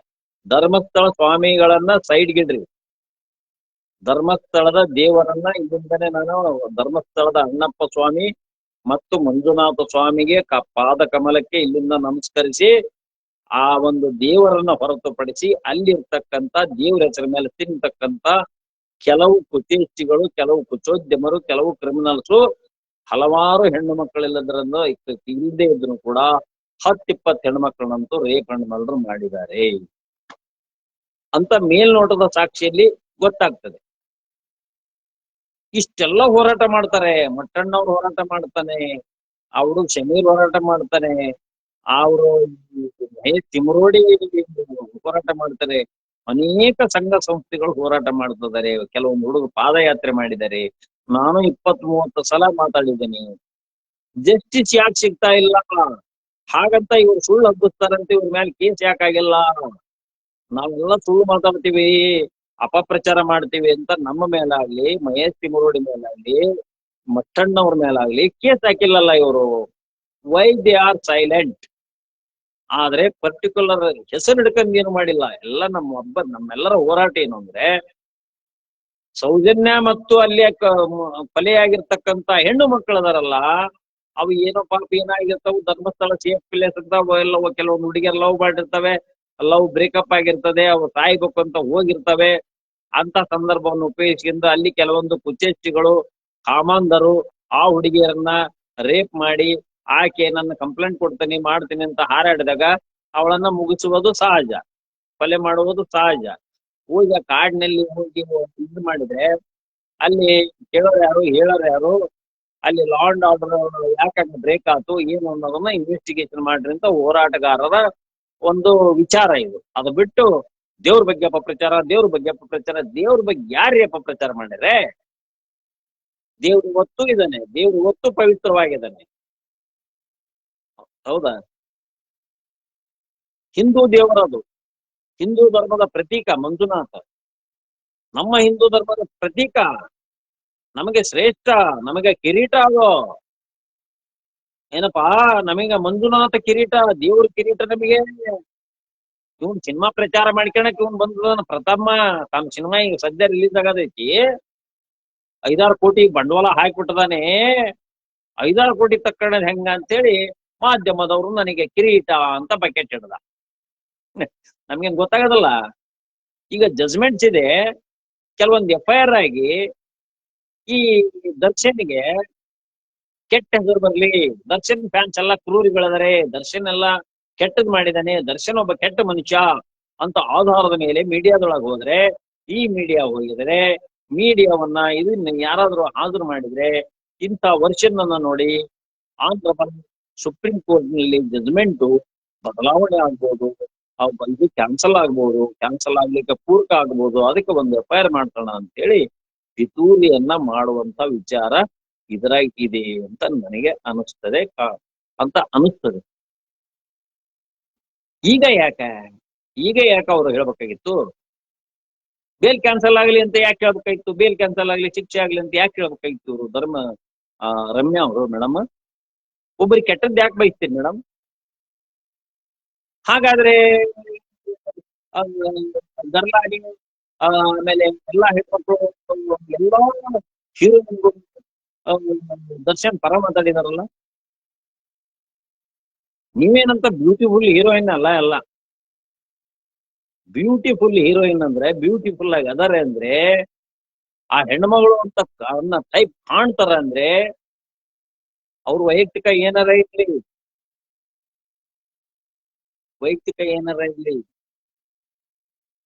ಇವ್ರು ಅದಾರಲ್ಲ ಎಂತ ಅವ್ರ ಹೆಸರು,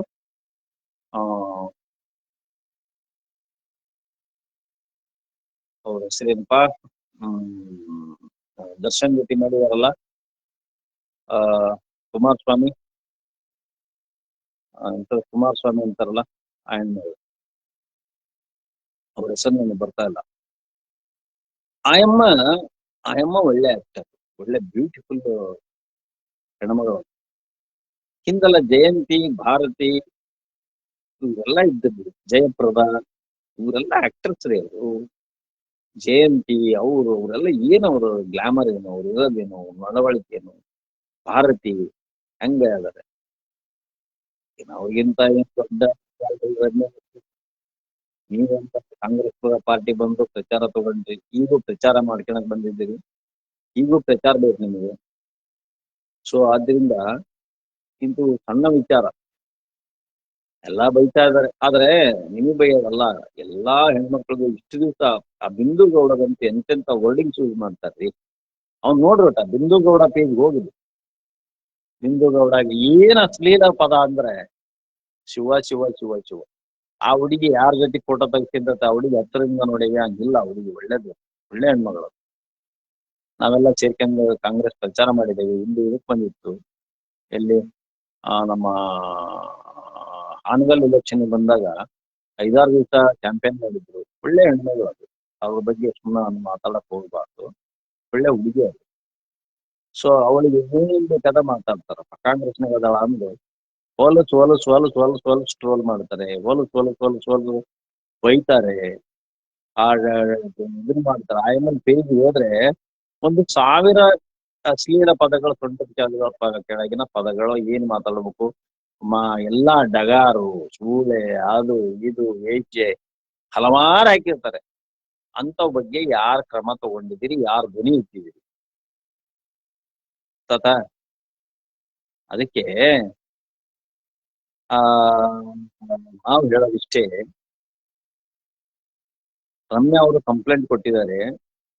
ಆದ್ರೆ ಅದರಲ್ಲಿ ಪೊಲೀಸರು ಇನ್ವೆಸ್ಟಿಗೇಷನ್ ಮಾಡ್ಲಿಕ್ಕೆ, ಇಮಿಡಿಯೇಟ್ ಆಗಿ ಯಾರನ್ನಾದ್ರೂ ಅರೆಸ್ಟ್ ಮಾಡ್ಲಿಕ್ಕೆ ಅಥವಾ ಶಿಕ್ಷೆ ಕೊಡಿಸ್ಲಿಕ್ಕೆ ಕಾನೂನಿನ ಪ್ರಬಲವಾದಂತ ಸಾಕ್ಷ್ಯಾಧಾರಗಳು ಅದರಲ್ಲಿ ಕಾಣೋದಿಲ್ಲ. ಯಾವನ ಫೇಕ್ ಐಡಿ ತಗೊಂಡ್ ಮಾಡಿರ್ತಾನೆ ಅಥವಾ ಒರಿಜಿನಲ್ ಐಡಿಯಿಂದ ಮಾಡಿದ್ರೆ ಫಾರ್ ಇದು outrage of modesty of woman ಬರ್ತದೆ ಸೆಕ್ಷನ್. ಅದ್ರ ಕೆಳಗೆ ವಿಚಾರಣೆ ನಡಿಬೇಕು, ಅದ್ರಾಗಿನ್ನು ಶಿಕ್ಷೆ ಆಗ್ತದೆ. KPS ಗಿಲ್ ಅನ್ನೋ ಕೇಸ್ ಇದೆ, ಅದರಲ್ಲಿ 2 ಲಕ್ಷ ದಂಡ ಮಾಡಿದ್ರು. ಎಲ್ಲಿದೆ ಅದ್ರಾಗೆ 3 ವರ್ಷದಿಂದ 7 ವರ್ಷ ಮಟ್ಟ ಕನ್ವಿಕ್ಷನ್ ಇದೆ ಅಂತ ಎಲ್ಲಿದೆ ಅದು? ಹೌದಾ? ನೋ ವುಮೆನ್ಸ್ ಪ್ರೊಟೆಕ್ಷನ್ ಆಕ್ಟ್ ಅವೆಲ್ಲ ಇದಾವೆ, ಅದ್ರಾಗೆಲ್ಲ ಕೆಲವೊಂದು ಬರ್ತದೆ ಸೆಕ್ಷನ್ಗಳು. ಅವೆಲ್ಲ ಸ್ವಲ್ಪ ಕಷ್ಟ ಆಗ್ತದೆ. ನಾನು ನನ್ನ ಮೇಲೂ ಟ್ರೋಲ್ ಮಾಡಿದಾಗ ಬಹಳ ಕೇಸ್ ಕೊಟ್ಟಿದ್ದೀನಿ. ನಾನು ಬಹಳ ಕೇಸ್ ಕೊಟ್ಟಿದ್ದೆ, ಇನ್ನೂ ಏನು ರಿಸಲ್ಟ್ ಇಲ್ಲ, ಚಾರ್ಜ್ ಶೀಟ್ ಹಾಕಿಲ್ಲ. 2-3 ವರ್ಷ ಆತ್ ನಾ ಕೇಸ್ ಕೊಟ್ಟು. ಹಾವೇರಿ ಇದಕ್ ಕೊಟ್ರೆ, ಹಾವೇರಿಯಲ್ಲಿ ಇದಕ್ಕೆ ಸೈಬರ್ ಕ್ರೈಮ್ಗೆ ಸಂತೋಷ್ ಪಾಟೀಲ್ ಅಂತ ಇದ್ರು. ಇದೆಲ್ಲ one of the eminent inspector, CPI ಈಗೆಲ್ಲ ಇನ್ಸ್ಪೆಕ್ಟರ್, ಈಗ ಮೈಸೂರಲ್ಲೇ ಇರ್ಬೇಕು ಅವ್ರು, ಸಂತೋಷ್ ಪಾಟೀಲ್ ಅಂತ ಹೇಳಿ. Is one of and prompt ದಕ್ಷ ಅಧಿಕಾರಿ, ಒಳ್ಳೆ ಹುಡುಗ ಅವರು. ಯಾರು? ಸಂತೋಷ್ ಪಾಟೀಲ್ ಅಂತೇಳಿ ಒಳ್ಳೆ ಹುಡುಗ, ಒಳ್ಳೆ ಜವಾಬ್ದಾರಿಯುತ, ಪ್ರಾಮಾಣಿಕವಾದಂತ ವರ್ಕ್ ಮಾಡ್ತಕ್ಕಂಥ ದಕ್ಷವಾದಂತ ಅಧಿಕಾರಿ. ಅವರೇ ನನ್ನ ಕೇಸ್ ತಗೊಂಡು ಚಾರ್ಜ್ ಶೀಟ್ ಹಾಕಿದಾರ ಬಿಟ್ಟಿದಾರ ಗೊತ್ತಿಲ್ಲ. ಅವ್ರು ಯಾರು ಸಿಗ್ಲಿಲ್ಲ. ಅವೆಲ್ಲ ಫೇಕ್ ಐಡಿ ಇರ್ತವೆ, ಫೇಕ್ ಐಡಿಯಿಂದ ಬೈತಾರೆ. ಅದನ್ನು ಕಂಪ್ಲೇಂಟ್ ಕೊಟ್ಕೊಂಡು ವಿಡಿಯೋ ಮುಂದೆ ಹೋದ್ರೆ ನಮ್ಮ ಮರ್ಯಾದೆ ನಾವೇ ಹಾಜರು ಮಾಡ್ಕೊಂತೀವಿ. ಅವ್ರು ಬೊಗಳ್ತಾರೆ, ಬೊಗಳ ನಾಯಿ ಕಚ್ಚೋದಿಲ್ಲ. ರಸ್ತೆದಲ್ಲಿರೋ ಬೊಗಳ ಹೋಗಿ ನಾಯಿ ಬಂದು ನಮಗ್ ಕಚ್ಚಕ್ ಬರ್ತದ, ನಮಗ್ ಒದರ್ತದ ಅಂದ್ರೆ ನಾವು ತಿರುಗಿ ಅವಕ್ಕೆ ಒದರಕ್ ಹೋದ್ರೆ ನಮಗ್ ಮರ್ಯಾದೆ ಹೋಗ್ತದೆ. ಒಗಿಬೇಕು, ಒಂದ್ ಕಲ್ಲು ಒಗಿಬೇಕು, ಸುಮ್ನೆ ಹೋಗ್ತಾ ಇರ್ಬೇಕು. ಸೊ ಆದ್ರಿಂದ ಪ್ರಥಮ್ ಮತ್ತು ರಮ್ಯಾ ಅವರು ನಡೆಸಿರ್ತಕ್ಕಂಥ ಈ ಒಂದು ಕಾನೂನಿನ ಹೋರಾಟ, ಇದು ಆಗಲೇ ಮಾಡ್ಕೋಬೇಕಾಯ್ತು, ಅವಾಗ ಮಾಡ್ಬೇಕಾಯ್ತು. ಅನೇಕ ದಿವಸಗಳಿಂದ ನಡೆದಿದ್ದಾವಲ್ಲ, ಆಗ ಮಾಡ್ಬೇಕಾಯ್ತು. ಪ್ರಥಮ್ ಯಾಕ ಆವಾಗ ಒಂದು ಪೊಲೀಸ್ ಕಳ್ಸ್ಕೊಡ್ರಿ, ದೊಣ್ಣೆ ತಗೊಂಡ್ ಹೊಡಿತೇನೆ ಅವ್ರನ್ನ ಅಂತಂದ. ಆಗ ಯಾರು ಕಂಪ್ಲೇಂಟ್ ಕೊಡ್ಲಿಲ್ಲ ಇನ್ ಮೇಲೆ. ಕಂಪ್ಲೇಂಟ್ ಕೊಡೋದು ಏನಾಗ್ತಿತ್ತು ಅಂದ್ರೆ, ದರ್ಶನ್ ಫ್ಯಾನ್ಸ್ಗಳ ಮೇಲೆ ನಿನ್ಗೇನಪ್ಪ ಸಿಟ್ಟು? ದರ್ಶನ್ ಫ್ಯಾನ್ಸ್ಗಳ ಮೇಲೆ ನಿನ್ಗೇನ್ ಸಿಟ್ಟು? ಯಾಕೆ ಸಿಟ್ಟು? ಅವ್ರಂಗ ನನಗೆ ಇಲ್ಲ, ಅದು ಹಂಗ ಬರೋದಿಲ್ಲ. ಅದು ಅವಕ್ಕೆಲ್ಲ ಸಾಧನೆಗಳು. ಅಭಿಮಾನಿಗಳನ್ನ ಬನ್ನಿ ಅಂತ ಯಾರೋ ಕರೆಯೋದಿಲ್ಲ. ನಾನು ಅಷ್ಟೇ, ದಿನ 1000 ಫೋನ್ ಅಭಿಮಾನಿಗಳು ಫೋನ್ ಬರ್ತಾವ ನನಗೆ. ಅಟೆಂಡ್ ಮಾಡ್ಲೇದಕ್ ಬೈತಾರ ನನ್ನ. ಏನ್ರಿ, ನಾವು ನಿಮ್ಮ ಅಭಿಮಾನಿಗಳು ಫೋನ್ ಎತ್ತದಲ್ಲ, ನಾನ್ ನಿಮ್ ಕಟ್ಟ ಅಭಿಮಾನಿ, ನಾನ್ ನಿಮ್ಮ ಬಿಗ್ ಫ್ಯಾನು. ಸಾವಿರಾರು ಫೋನು, ಸಾವಿರಾರು ಜನ ಫ್ಯಾನ್ಸ್ ಇದನ್ನ ತಗೋತಾರೆ, ಫೋಟೋ ತಗೋತಾರೆ. ನಾನ್ ಹೇಳ್ಕೊಳ್ಳೋದಲ್ಲ ಅಷ್ಟೇ, ಆದರೆ ಅವರ ಮನಸ್ಸನ್ನ, ಹೃದಯವನ್ನ ಗೆಲ್ಲಬೇಕು ನಾವು. ನಮ್ಮ ಮಾತಿನಿಂದ ನಾವು ಪ್ರಾಮಾಣಿಕರು ಅಂತ ಗೊತ್ತಾದಾಗ, ನಾವು ಬಡವರ್ಗದ ಬಗ್ಗೆ ಏನಾದ್ರು ಕಿಂಚಿತ್ ಅವರು 10 ರೂಪಾಯಿ, ನಾನು ದುಡಿದು 100 ರೂಪಾಯಿ ದುಡಿದ್ರೆ 10 ರೂಪಾಯಿ ಹಂಚಬೇಕು. ಇದು ಮನುಷ್ಯತ್ವ. 100 ರೂಪಾಯಿ ದುಡಿತೀನಿ ಅಂದ್ರೆ ಅದ್ರಾಗ 10 ರೂಪಾಯಿ. ಆ ಮುಸ್ಲಿಮ್ಸ್ ಒಳಗೆ ಹೇಳ್ತಾರೆ ನೋಡ್ರಿ, ಜಕಾತ ಅಂತ ಹೇಳ್ತಾರೆ. ಜಕಾತ್ ಅಂತಂತ ಹೇಳ್ತಾರೆ. ಜಕಾತ್ ಅಂದ್ರೆ ಅವರು ದುಡಿದ್ರಲ್ಲಿ 25% ಅನ್ನ ಬಡವರಿಗೆ ದಾನ ಮಾಡಬೇಕು, ದೇವರಿಗೆ ಕೊಡಬೇಕು ಅಂತ ಇದೆ ಅವರಲ್ಲಿ. ತಾವು ಏನು ದುಡಿದಿರ್ತೇವೆ ಆ ಹಣದಲ್ಲಿ 25% ಅನ್ನ ದೇವರು ಮತ್ತು ಬಡವರು ಮಕ್ಕಳಿಗೆ ಹಂಚಬೇಕು ಅಂತ ಅವರಲ್ಲಿದೆ. ಅದು ಜಕಾತ್ ಅಂತ ಅಂತಾರೆ ಅಂತ ನನಗೆ ಎಲ್ಲ ಕೇಳಿದೀನಿ. ಅದು ಸರಿ ತಪ್ಪು, ಜಕಾತ್ ಅಂತ ಪದ ನನಗೆ ಅಷ್ಟು ಗೊತ್ತಿಲ್ಲ. ಸೊ ಹಾಗಾದ್ರೆ ರಮ್ಯಾ ಅವರು ಮತ್ತು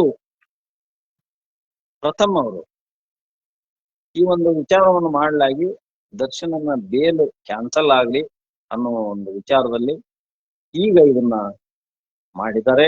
ಆದ್ರೆ ನನ್ನ ಅಭಿಪ್ರಾಯದಲ್ಲಿ ಒಬ್ಬ ಕಾನೂನು ತಜ್ಞನಾಗಿ bail is a rule, jail is an exception ಅಂತ ಆನರಬಲ್ ಸುಪ್ರೀಂ ಕೋರ್ಟ್ ನಲ್ಲಿ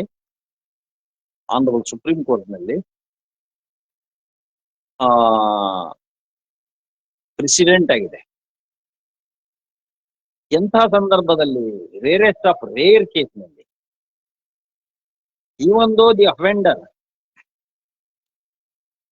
ಈಗ ಮೇಲ್ನೋಟದ ಸಾಕ್ಷ್ಯಾಧಾರಗಳನ್ನ ಆ ಕೇಸ್ಗಳನ್ನ ನಾನು ಓದಿದಾಗ ಅಲ್ಲಿ ಈ ಒಂದು 324 ಬರ್ತದೆ. ಅಲ್ಲಿ ಬೈಫರ್ಕೇಶನ್ ಮಾಡೋದು ಯಾರು ಏನ್ ಮಾಡಿದ್ರು. Actually he did not have any intention to kill the Renukaswamy. ರೇಣುಕಾಸ್ವಾಮಿಯನ್ನ ಕೊಲೆ ಮಾಡಬೇಕು, ತಗೊಂಬಂದು ಮರ್ಡರ್ ಮಾಡಿ ಬಿಸಾಕಿ ಬಿಡ್ಬೇಕು ಅನ್ನುವ ಉದ್ದೇಶ, ಕಾನ್ಸ್ಪಿರಸಿ ಈ ದರ್ಶನ್ ನಲ್ಲಿ ಇರಲಿಲ್ಲ ಅಂತ ಡಾಕ್ಯುಮೆಂಟ್ಸ್ ಮತ್ತಿರೋ ಎವಿಡೆನ್ಸ್ ಅನ್ನ ನೋಡಿದಾಗ ಗೊತ್ತಾಗ್ತದೆ. ಅಲ್ಲಿ ಪ್ರಾಸಿಕ್ಯೂಷನ್ ಸದ್ಯಕ್ಕೆ ಪ್ರೂವ್ ಮಾಡಿರೋದೇನು, ದರ್ಶನ್ ಅಲ್ಲಿ ಚಡ್ಡಿಗೆ ಹೋದ, ಬಂದ 7 ಹೋದ, ಅವ್ನ್ ಜೀಪ್ ಹೋಗ್ತಿ ರೆಡ್ ಜೀಪ್ ಹೋಗಿ ಆ ರೆಡ್ ಜೀಪ್ನಾಗ ಅವನು ಇದ್ದ CC ಫುಟೇಜ್ನಾಗ. ಆದ್ರೆ ಅಲ್ಲಿ ಹೊಡೆದಂತೂ ಯಾವ ಟಿವಿ ಯಾವ ಎವಿಡೆನ್ಸು ಇಲ್ಲ. ರೇಣುಕಾಸ್ವಾಮಿಗೆ ಇವನು ಹೊಡೆದ ಒದ್ದ ಅಂತ ತೋರಿಸಲಿಕ್ಕೆ ಯಾವ ಪಾಸಿಟಿವ್ ಎವಿಡೆನ್ಸು ಸದ್ಯದಲ್ಲಿ ಇಲ್ಲ. ಹಾಗಾಗಿ ಬಂದ ಮೇಲೆ he lost his breath. ಯಾರು ರೇಣುಕಾಸ್ವಾಮಿ ಅರ್ಲಿ ಮಾರ್ನಿಂಗ್ 4 ಗಂಟೆ ಆಗಿರಬಹುದು. PM ಪ್ರಕಾರ ಅರ್ಲಿ ಮಾರ್ನಿಂಗ್ 4 ಗಂಟೆಗೆ, ರಾತ್ರಿ 4 ಗಂಟೆ, ಬೆಳಗ್ಗೆನ 4 ಗಂಟೆಗೆ ಅವನ ಉಸಿರು ಹೋಗಿರ್ತದೆ ಅಂತ. ಹಾಗಾದ್ರೆ 17 ಜನದಲ್ಲಿ ಕೊಂದವರು ಯಾರು, ಬೆಕ್ಕಿಗೆ ಗಂಟೆ ಕಟ್ಟುವರು ಯಾರು ಅಂತ ಪ್ರಶ್ನೆ ಬರ್ತದೆ. ಇಲಿಗಳು ಭಾಷಣ ಮಾಡ್ತವೆ, ಬೆಕ್ಕಿಗೆ ಗಂಟೆ ಕಟ್ಟುವರು ಯಾರು ಅಂತ ಅಂದಾಗ ಯಾರದ ಮರ್ಡರ್ ಮಾಡಿರೋದು ಅನ್ನೋದು ವಿಮರ್ಶೆ ಮತ್ತು determination, adjudication. It is put forth before the honourable trial court of Bangalore. ಹೌದ್ರಾ?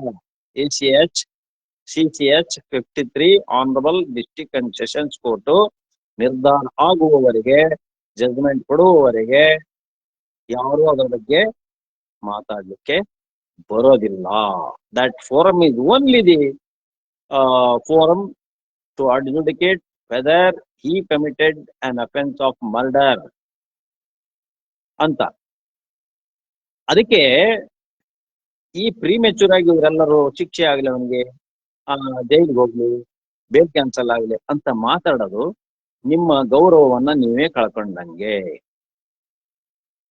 ಏನು ನಾಗರಿಕ ಸಮಾಜದಲ್ಲಿ ಬದುಕಿರ್ತಕ್ಕಂಥ ಒಬ್ಬ ಹೀರೋ ಏನ್ ಟೆರರಿಸ್ಟಾ?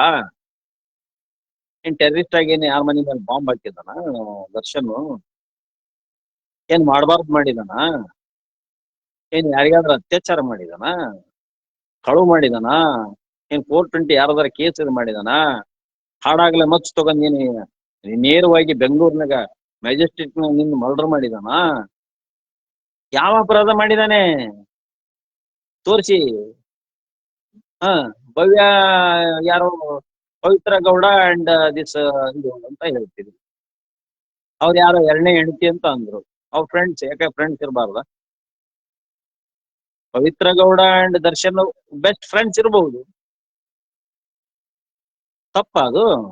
ಯಾವ ಕೋರ್ಟ್ ಹೇಳ್ತದೆ, ಯಾವ ಕಾನೂನು ಹೇಳ್ತದೆ ಪವಿತ್ರ ಗೌಡ ಮತ್ತೆ ಇವ್ರು ಇಂಟಿಮೆಸಿ ಇದೆ ಅಂತ ಯಾರು ಹೇಳ್ತಾರೆ? ಅವ್ರು ಹೇಳ್ಕೊಂಡಾರ? ದರ್ಶನ್ ಹೇಳ್ಕೊಂಡಾರ? ಸಂಬಂಧ ಇದೆ ಅಂತ ಹೇಳ್ಕೊಂಡಾರ? ಅದನ್ನ ಟೆಸ್ಟ್ ಮಾಡಿದಾರ? ಅವರ DNA ಅಥವಾ ಬ್ಲಡ್ ಟೆಸ್ಟ್ ಮಾಡ್ತಿದಾರ? ಹಾಗಂತ ನನ್ನ ಮೇಲೆ ಬಲಾತ್ಕಾರ ಮಾಡಿದ್ದಾರೆ ಅಂತ ಹೇಳಿ ಪವಿತ್ರ ಗೌಡ ಹೇಳಿದಾರ? ಅವ್ರ ಬೆಸ್ಟ್ ಫ್ರೆಂಡ್ ಇರಬಹುದು, ಅಲ್ಲಿ ಜೊತೆ ಓಡಾಡಿಲ್ಲ, ಮಾತು ಕೂಡ ಆಡಿಲ್ಲ, ಫೋಟೋ ಏನು ಸೆಲೆಬ್ರಿಟಿ ಅಂದಾಗ ಎಲ್ಲರೂ ತೆಗ್ಕೊಂಡಿರ್ತಾರೆ. ದರ್ಶನ್ ಹತ್ರ ಲಕ್ಷಾಂತರ ಹೆಣ್ಮಕ್ಳು ಫೋಟೋ ತೆಗ್ಕೊಂಡಿದ್ದಾರೆ. ಅವರೆಲ್ಲರೂ ಫ್ರೆಂಡ್ ಆಗ್ತಾರ? ಅದೇ ರೀತಿ ಇವರು ಪವಿತ್ರ ಗೌಡನು ಫೋಟೋ ತೆಗೆದಿರ್ಬೋದು. ಸೊ ಆದ್ರಿಂದ ಪ್ರಥಮ್ಗಾಗ್ಲಿ ಈ ಭವ್ಯ ಅವ್ರಿಗಾಗ್ಲಿ ಬೇಲ್ ಕ್ಯಾನ್ಸಲ್ ಆಗ್ಲಿ ಅಂತ ಹೇಳುವಂತ ರೈಟ್ ಇಲ್ಲ ನಿಮ್ಗೆ.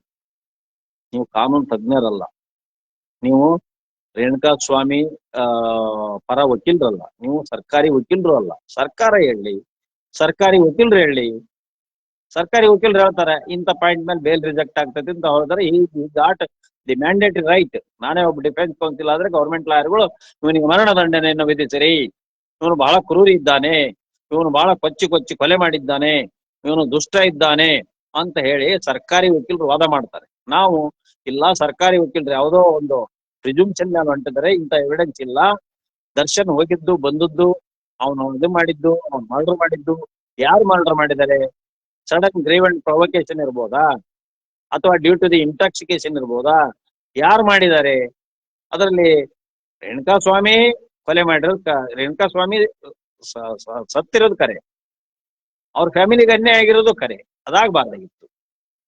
ಆದ್ರೆ ಆಗೋಗಿದೆ. ಈಗ ಆಗೋದ್ಮೇಲೆ ರಮ್ಯಾ ಅವರು ಈಗ ಆದ್ರೂ ಹೋಗಿ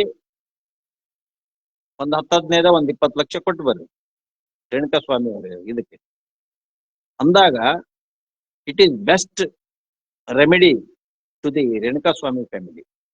ಈಗ ರೇಣುಕಾ ಸ್ವಾಮಿ ತಂದು ಕೊಡಕ್ಕಾಗಲ್ಲ, ಜೈಲಿಗೆ ಹೋಗೋದು ಬಿಡೋದು, ಗಲ್ಲು ಶಿಕ್ಷೆ ಆಗ್ತೈತಿ ಅಥವಾ ಏನಾಗ್ತೈತಿ, ಡೆತ್ ಕೇಸ್ ಪ್ರೂವ್ ಆದ್ರೆ ಗಲ್ಲು ಶಿಕ್ಷೆ ಆಗ್ತದೆ. ಸಂಗೊಳ್ಳಿ ರಾಯಣ್ಣಗ ಗಲ್ಲು ಶಿಕ್ಷೆ ಆಯ್ತಲ್ಲ, ಅದೇನು ಹೊಸದಲ್ಲ. ಸಂಗೊಳ್ಳಿ ರಾಯಣ್ಣ ಸಿನಿಮಾದಲ್ಲಿ ನೇಣಿಗೆ ಕೊರಳೊಡ್ಡಿದಂತ ಶೂರ ಸಿಂಹ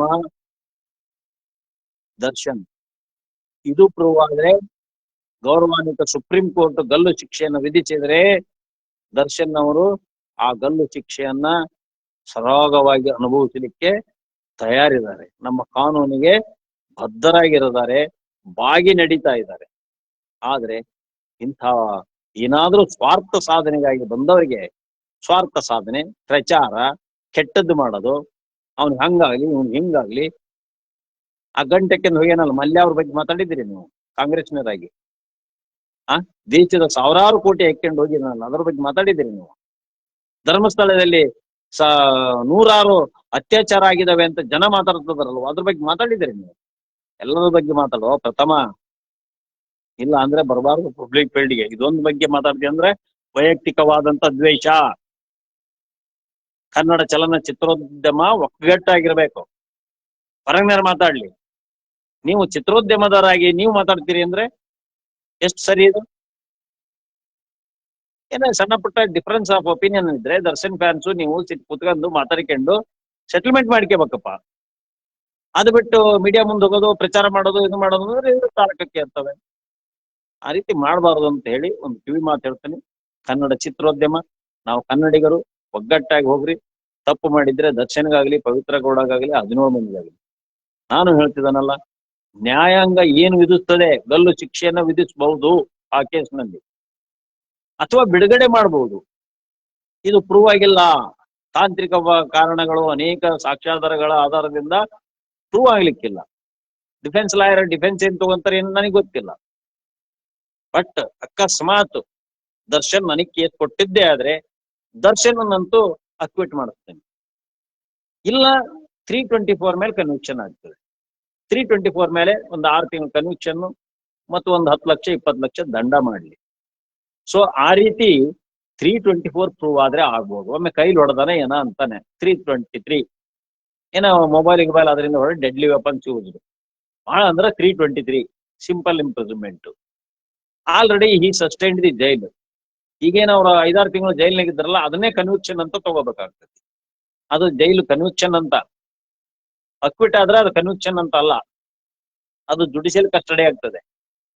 ಜೈಲಿನಲ್ಲಿ ಇದ್ ಬಂದ್ರೆ ಅದು ಜುಡಿಷಿಯಲ್ ಕಸ್ಟಡಿ, ಕನ್ವಿಕ್ಷನ್ ಆದ್ರೆ ಅದು ಶಿಕ್ಷೆ. ಗೊತ್ತಾದ್ರೆ ಅಲ್ಲಿ ನ್ಯಾಯಾಂಗದ ಮೇಲೂ ಕೆಟ್ಟ ಹೆಸರು ಬರೋದಲ್ಲ. ಅವ್ರನ್ನ ಯಾಕೆ ಕಸ್ಟಡಿಯಾಗಿ ಇಟ್ಟಿದ್ವಿ ಅಂದ್ರೆ ವಿಚಾರಣೆಗೋಸ್ಕರ ತಪ್ಪಿಕೊಂಡು ಹೋಗ್ಬೋದು ಅನ್ನೋದಕ್ಕೆ ಜುಡಿಷಿಯಲ್ ಕಸ್ಟಡಿಯಲ್ಲಿ ಇಟ್ಟಿದ್ವಿ. 15 ದಿವಸಕ್ಕೊಮ್ಮೆ ರಿಮಾಂಡ್ ಇರ್ತದೆ CRPC ಒಳಗೆ. 90 ಡೇಸು ಚಾರ್ಜ್ ಶೀಟ್ ಹಾಕ್ಬೇಕು. ಚಾರ್ಜ್ ಶೀಟ್ ಹಾಕಿದ್ಮೇಲೆ ಟ್ಯಾಂಪರಿಂಗ್ ಆಫ್ ವಿಟ್ನೆಸ್ ಪ್ರಶ್ನೆ ಬರೋದೇ ಇಲ್ಲ. ಸಾಕ್ಷ್ಯಾಧಾರ ಹೊಡಿತಾರೆ, ಹೆದರ್ಸ್ತಾರೆ, ಬೆದರ್ಸ್ತಾರೆ, ಆ ಪ್ರಶ್ನೆ ಇಲ್ಲೇ ಇಲ್ಲ, ಯಾವುದೂ ಇಲ್ಲ. ಪ್ರೇಮ ಪ್ಯಾಸಿ ಪ್ರೂವ್ ಆಗಿದೆ ಅಂತೇಳಿ ಯಾವ ವಿಚಾರಗಳು ಇಲ್ಲ. ನಾನೊಬ್ಬ ಲಾಯರ್ ಆಗಿ ನನ್ನ ಅನಿಸಿಕೆಯ ಪ್ರಕಾರ ನನ್ನ ಭವಿಷ್ಯದ ಪ್ರಕಾರ 100ಕ್ಕೆ 99% ಸುಪ್ರೀಂ ಕೋರ್ಟ್ ನಲ್ಲಿ ಬೇಲು ಕಂಟಿನ್ಯೂ ಆಗ್ತದೆ. ಬೇಲು ವಜಾ ಮಾಡ್ರಿ ಅಂತ ಏನು ಸರ್ಕಾರ ಒಂದು ಪೆಟಿಷನ್ ಸಲ್ಲಿಸಿದೆಯಲ್ಲ, ಆ ಪೆಟಿಷನ್ ರಿಜೆಕ್ಟ್ ಆಗ್ತದೆ ಅಂತ ನನ್ನ ಅಭಿಪ್ರಾಯ. ಕಾನೂನು ತಿಳ್ಕೊಳ್ಳಿಕ್ಕೆ ಮಟ್ಟಿಗೆ ಗೌರವಾನ್ವಿತ ಸುಪ್ರೀಂ ಕೋರ್ಟ್ ನಲ್ಲಿ ಸರ್ಕಾರ ಸಲ್ಲಿಸಿರುವ ಬೇಲರ್ಜಿ ವಜಾ ಮಾಡಿ ಅಂತ ಸಲ್ಲಿಸಿರುವ ಅರ್ಜಿ ವಜಾ ಆಗ್ತದೆ ಅಂತ ನನ್ನ ಅಭಿಪ್ರಾಯ. ಇಡೀ ಎಲ್ಲ ಜಗತ್ತಿನಲ್ಲಿರ್ತಕ್ಕಂಥ ನನ್ನ ಕನ್ನಡಿಗರು, ನನ್ನ ಇಂಡಿಯನ್ಸು, ನನ್ನ ಭಾರತೀಯರು, ನನ್ನ ಜನ್ಮಭೂಮಿ ಭಾರತ, ಈ ಮಣ್ಣಿನ ವಾಸನೆ ಸುಗಂಧವಾದಂತ ಮುತ್ತು ರತ್ನ ಬೆಳೆದಂತ ಶ್ರೀಗಂಧವನ್ನ ಬೆಳೆದಂತ ಮಲೆನಾಡು, ನರ್ಮದಾ, ಬ್ರಹ್ಮಪುತ್ರ, ಗಂಗಾ ನದಿ, ತುಂಗಭದ್ರಾ, ರೇವತಿ, ನೇತ್ರಾವತಿ, ಕುಮದಾ, ಅನೇಕ ವರದಾ, ಕೃಷ್ಣ, ಭೀಮಿ, ಅನೇಕ ನದಿಗಳನ್ನ ಹೊಂದಿದಂತ ಸಂಪದ್ಭರಿತವಾದಂತ ಶ್ರೀಗಂಧ, ತೇಗ, ವನ್ನೆ ಇಂಥ ಕಾಡುಗಳನ್ನು ಹೊಂದಿದಂತ ಸುಮಧುರವಾದ ಸುವಾಸನೆಯನ್ನು ಹೊಂದಿದಂತ ಸೌಗಂಧ ಭರಿತವಾದಂತ ಮಣ್ಣು ಇದೆ. ಈ ಮಣ್ಣಿನ ವಾಸನೆಯಲ್ಲಿ, ಭಾರತದ ಮಣ್ಣಿನ ವಾಸನೆಯಲ್ಲಿ ಬೆಳೆದಂತ ನಾವುಗಳು ದೇಶ ಪ್ರೇಮಿಗಳು, ಭಾರತ ತಾಯಿಯ, ಕನ್ನಡ ತಾಯಿ ಭುವನೇಶ್ವರಿಯ ಮಕ್ಕಳು ನಾವು, ಕನ್ನಡದ ರಾಜರಾಜೇಶ್ವರಿಯ ಮಕ್ಕಳು ನಾವು, ಕನ್ನಡ ತಾಯಿಯ ಚಾಮುಂಡೇಶ್ವರಿಯ ಮಕ್ಕಳು ನಾವು. ನಾವೆಲ್ಲರೂ ಒಗ್ಗಟ್ಟಾಗಿ ಇವತ್ತು ದೇಶವನ್ನ ಕಟ್ಟೋಣ. ಇವೆಲ್ಲ ಚಿಲ್ರ ಬುದ್ಧಿ ಬಿಡೋಣ. ಈ ಟ್ರೋಲ್ ಮಾಡೋದು, ಬೈಯೋದು, ಅವ್ರಿಗೆ ಇದು ಮಾಡೋದು, ಇವ್ರಿಗೆ ಇದು ಮಾಡೋದು, ಕೆಟ್ಟದ್ ವಿಚಾರ ಮಾಡೋದು, ಒಬ್ಬ ಬೆಳಿತನಾದ್ರೆ ಕಾಲ್ ಹಿಡಿದು ಎಳೆಯೋದು, ಇಂಥ ವಿಚಾರಗಳನ್ನ ಎಲ್ಲರೂ ಬೇಡ್ರಿ. ನಮ್ಮ ವ್ಯವಸ್ಥೆಗಳದ ಅದಕ್ಕೆ ಪೊಲೀಸ್ ಡಿಪಾರ್ಟ್ಮೆಂಟ್ ಇದೆ, ಅದಕ್ಕೆ ನ್ಯಾಯಾಂಗ ವ್ಯವಸ್ಥೆ ಇದೆ. ಅದಕ್ಕಿಂತ ಮುಂಚೆ ನೀವು ಕಾನೂನು ತಜ್ಞರಲ್ಲ, ನೀವು ಮೀಡಿಯಾದ ಕಾನೂನು ತಜ್ಞರಲ್ಲ, ನೀವೆಲ್ಲ ಹಂಗಕ ತಿಂಗಕ ಅಂತ ಬೊಗಳದನ್ನ ಮೊದಲು ಬೇಡ್ರಿ. ಜೈ ಹಿಂದ್. ಎಲ್ಲರಿಗೂ ಗುಡ್ ಮಾರ್ನಿಂಗ್ ಹೇಳ್ತಾ, ಇವತ್ತು ಯಾಕ ಬೇಗ ಎದ್ದಿದ್ದೆ, 5 ಗಂಟೆಗೆ ಎದ್ದಿದ್ದೆ. ನಾನು 5 ಗಂಟೆಗೆ ಎದ್ದು ಇದನ್ನ ಲೈವ್ ಮಾಡಿದ್ದೀನಿ, ಬಹಳ ಹೊತ್ತು ಮಾಡಿದ್ದೀನಿ. ಆದ್ರಿಂದ ದಯವಿಟ್ಟು ಎಲ್ಲ ನನ್ನ ದೈವಗಳಿಗೆ, ನನ್ನ ಅಭಿಮಾನಿಗಳಿಗೆ ಬೆಳಗಿನ ನಮಸ್ಕಾರಗಳು, ಶಿರಸಾಷ್ಟಾಂಗ ನಮಸ್ಕಾರಗಳನ್ನ ಮಾಡಿ, ಧರ್ಮಸ್ಥಳ ಶ್ರೀ ಮಂಜುನಾಥನ ಹೆಸರು ಇನ್ನೂ ಜಗತ್ ಪ್ರಸಿದ್ಧ ಆಗಲಿ. ಆದರೆ ಆ ಜಾಗದಲ್ಲಿ ಯಾರು ಕ್ರಿಮಿನಲ್ಗಳು ಮಾಡಿದ್ದಾರೆ, ಕ್ರಿಮಿನಲ್ಗಳು ಅಂತ ಪ್ರೂವ್ ಆದ್ರೆ ಆ ಕ್ರಿಮಿನಲ್ಗಳನ್ನ SIT ಅವರು ಗಲ್ಲು ಶಿಕ್ಷೆ ಕೊಡಿಸುವಂತ ವ್ಯವಸ್ಥೆಯನ್ನ ಮಾಡ್ರಿ. ಗೌರವಾನ್ವಿತ ಜುಡಿಷಿಯರಿಯಲ್ಲಿ ಎಮಿನೆಂಟ್ ಆದ ಸಾಕ್ಷಿಯನ್ನ ಹಾಕಿ ಪ್ರೂವ್ ಮಾಡ್ರಿ ಅಂತ ಹೇಳ್ತಾ, ಮತ್ತೊಮ್ಮೆ ಅಲ್ಲಿಯ ಚರಿತ್ರೆ ಯಾವ ರೀತಿಗೂ ಹಾಳಾಗೋದಲ್ಲ. ದೇವ್ರ ಬಗ್ಗೆ ಯಾವುದೇ ಕೆಟ್ಟ ಹೆಸರಲ್ಲ. ಮಂಜುನಾಥ ದೇವರನ್ನ ಈಗೂ ನಾವು ಪೂಜ್ಯನೀಯವಾಗಿ ನೋಡ್ತೀವಿ. ಇಡೀ ಎಲ್ಲ ಜನಾನು ಗೌರವಾನ್ವಿತವಾಗಿ ನೋಡ್ತಾರೆ. ಸುಮ್ಮನೆ ಅಲ್ಲಿ ಅಪರಾಧ ಮುಚ್ಚಾಕ್ಲಿಕ್ಕೆ ಅಪಪ್ರಚಾರ ಅಲ್ಲ. ಇವೆಲ್ಲ ಗೊತ್ತಾಗುತ್ತೆ ಜನಕ್ಕೆ. ದೇವರ ಬಗ್ಗೆ ಯಾರು ಅಪಪ್ರಚಾರ ಮಾಡೋದಿಲ್ಲ, ಮಾಡುವಂತ ಸನ್ನಿವೇಶ ಇಲ್ಲವೇ ಇಲ್ಲ. ನಾವು ದೇವರನ್ನ ಎಲ್ಲರೂ ನಂಬಿದ್ದಾರೆ. ದೇವ್ರ ಬಗ್ಗೆ ಬೇರೆ ಧರ್ಮದವರು ಸಹಿತ ನಮ್ ದೇವ್ರ ಬಗ್ಗೆ ಮಾತಾಡಕ್ಕೆ ಹೆದರ್ತಾರೆ. ಯಾವ ಒಂದೊಂದು ಕುಚೋದ್ಯಗಳು ಫೇಕ್ ಐಡಿ ಇಟ್ಕೊಂಡು ಏನೋ ಒಂದ್ ಮಾಡಿರ್ತಾರೆ ದಾಂಡಿನ. ಆದ್ರೆ ಯಾವ ಧರ್ಮದವರದ್ದು ದೇವರನ್ನು ನಂಬಿದವರು ಯಾರಿಗೂ ಯಾವ ದೇವ್ರಿಗೂ ಬೈಯಲ್ಲ. ಈಗ ನಾವು ಎಲ್ಲಾ ಧರ್ಮದಲ್ಲಿರ್ತಕ್ಕಂಥ ದೇವರನ್ನ ನಾವು ನಂಬ್ತೀವಿ, ಅವ್ರಿಗೆ ಬೈಯಲ್ಲ ನಾವು. ನಮ್ಮ ದೇವರು ಶ್ರೇಷ್ಠ. ಬೇರೆ ದೇವರಂತ ನಂಬಿಕೆಂದದಲ್ಲ, ಅವ್ರು ನಂಬಿಕೆಂದಾರ, ಅವ್ರ ನಂಬಿಕೆ ನಾವ್ಯಾಕೆ ದ್ರೋಹ ಮಾಡೋಣ? ಅವ್ರ ದೇವ್ರಂತ ನಂಬಿದಾಗ ಅವ್ರು ನಂಬಿರ್ಬಹುದು, ಇರಬಹುದು. ಆದ್ರೆ ಅವ್ರನ್ನ ಬೈಯುವಂತ ಅಧಿಕಾರ ವ್ಯಾಪ್ತಿ ನನಗೆ ನಮ್ಮಿಂದ ಬೆಂಬಲ ಸಿಗೋದು ಮಾಡೋದು ಬರೋದಿಲ್ಲ. ಸೊ ಅದರಿಂದ ಬೆಳಗ್ಗೆ ಎಲ್ಲರಿಗೂ ನಮಸ್ಕಾರಗಳನ್ನು ಹೇಳ್ತಾ, ಎಲ್ಲರೂ ಒಳ್ಳೆ ವಿಚಾರ ಮಾಡೋಣ, ಎಲ್ಲರೂ ದುಡಿಯೋಣ, ಪ್ರಾಮಾಣಿಕವಾಗಿರೋಣ, ಸತ್ಯವಾಗಿರೋಣ, ದೇಶವನ್ನು ಕಟ್ಟೋಣ. ಈ ದೇಶದ ಸತ್ಪ್ರಜೆಯಾಗಿ ನಾವು ಈ ಭೂಮಿಗೆ ಏನಾದ್ರೂ ಒಂದು ನಮ್ಮ ಕೈಲಾಗುವಂತ ಸಹಾಯ, ಬಡವ ಬಗ್ಗರಿಗೆ 10 ರೂಪಾಯಿ 5 ರೂಪಾಯಿ ಕೊಟ್ಟು ಸಹಾಯ ಮಾಡಿ ಕಷ್ಟದಲ್ಲಿರೋರನ್ನ ಮೇಲ್ತರನ್ನ ಅಂತ ಹೇಳ್ತಾ, ಜೈ ಹಿಂದ್, ಜೈ Karnataka. Nagaraj ಕುಡ್ಲಿ, an advocate, agriculturist and an artist. Pranay Mannur, native from Ukkadatri, Davangere district. Jai Hind.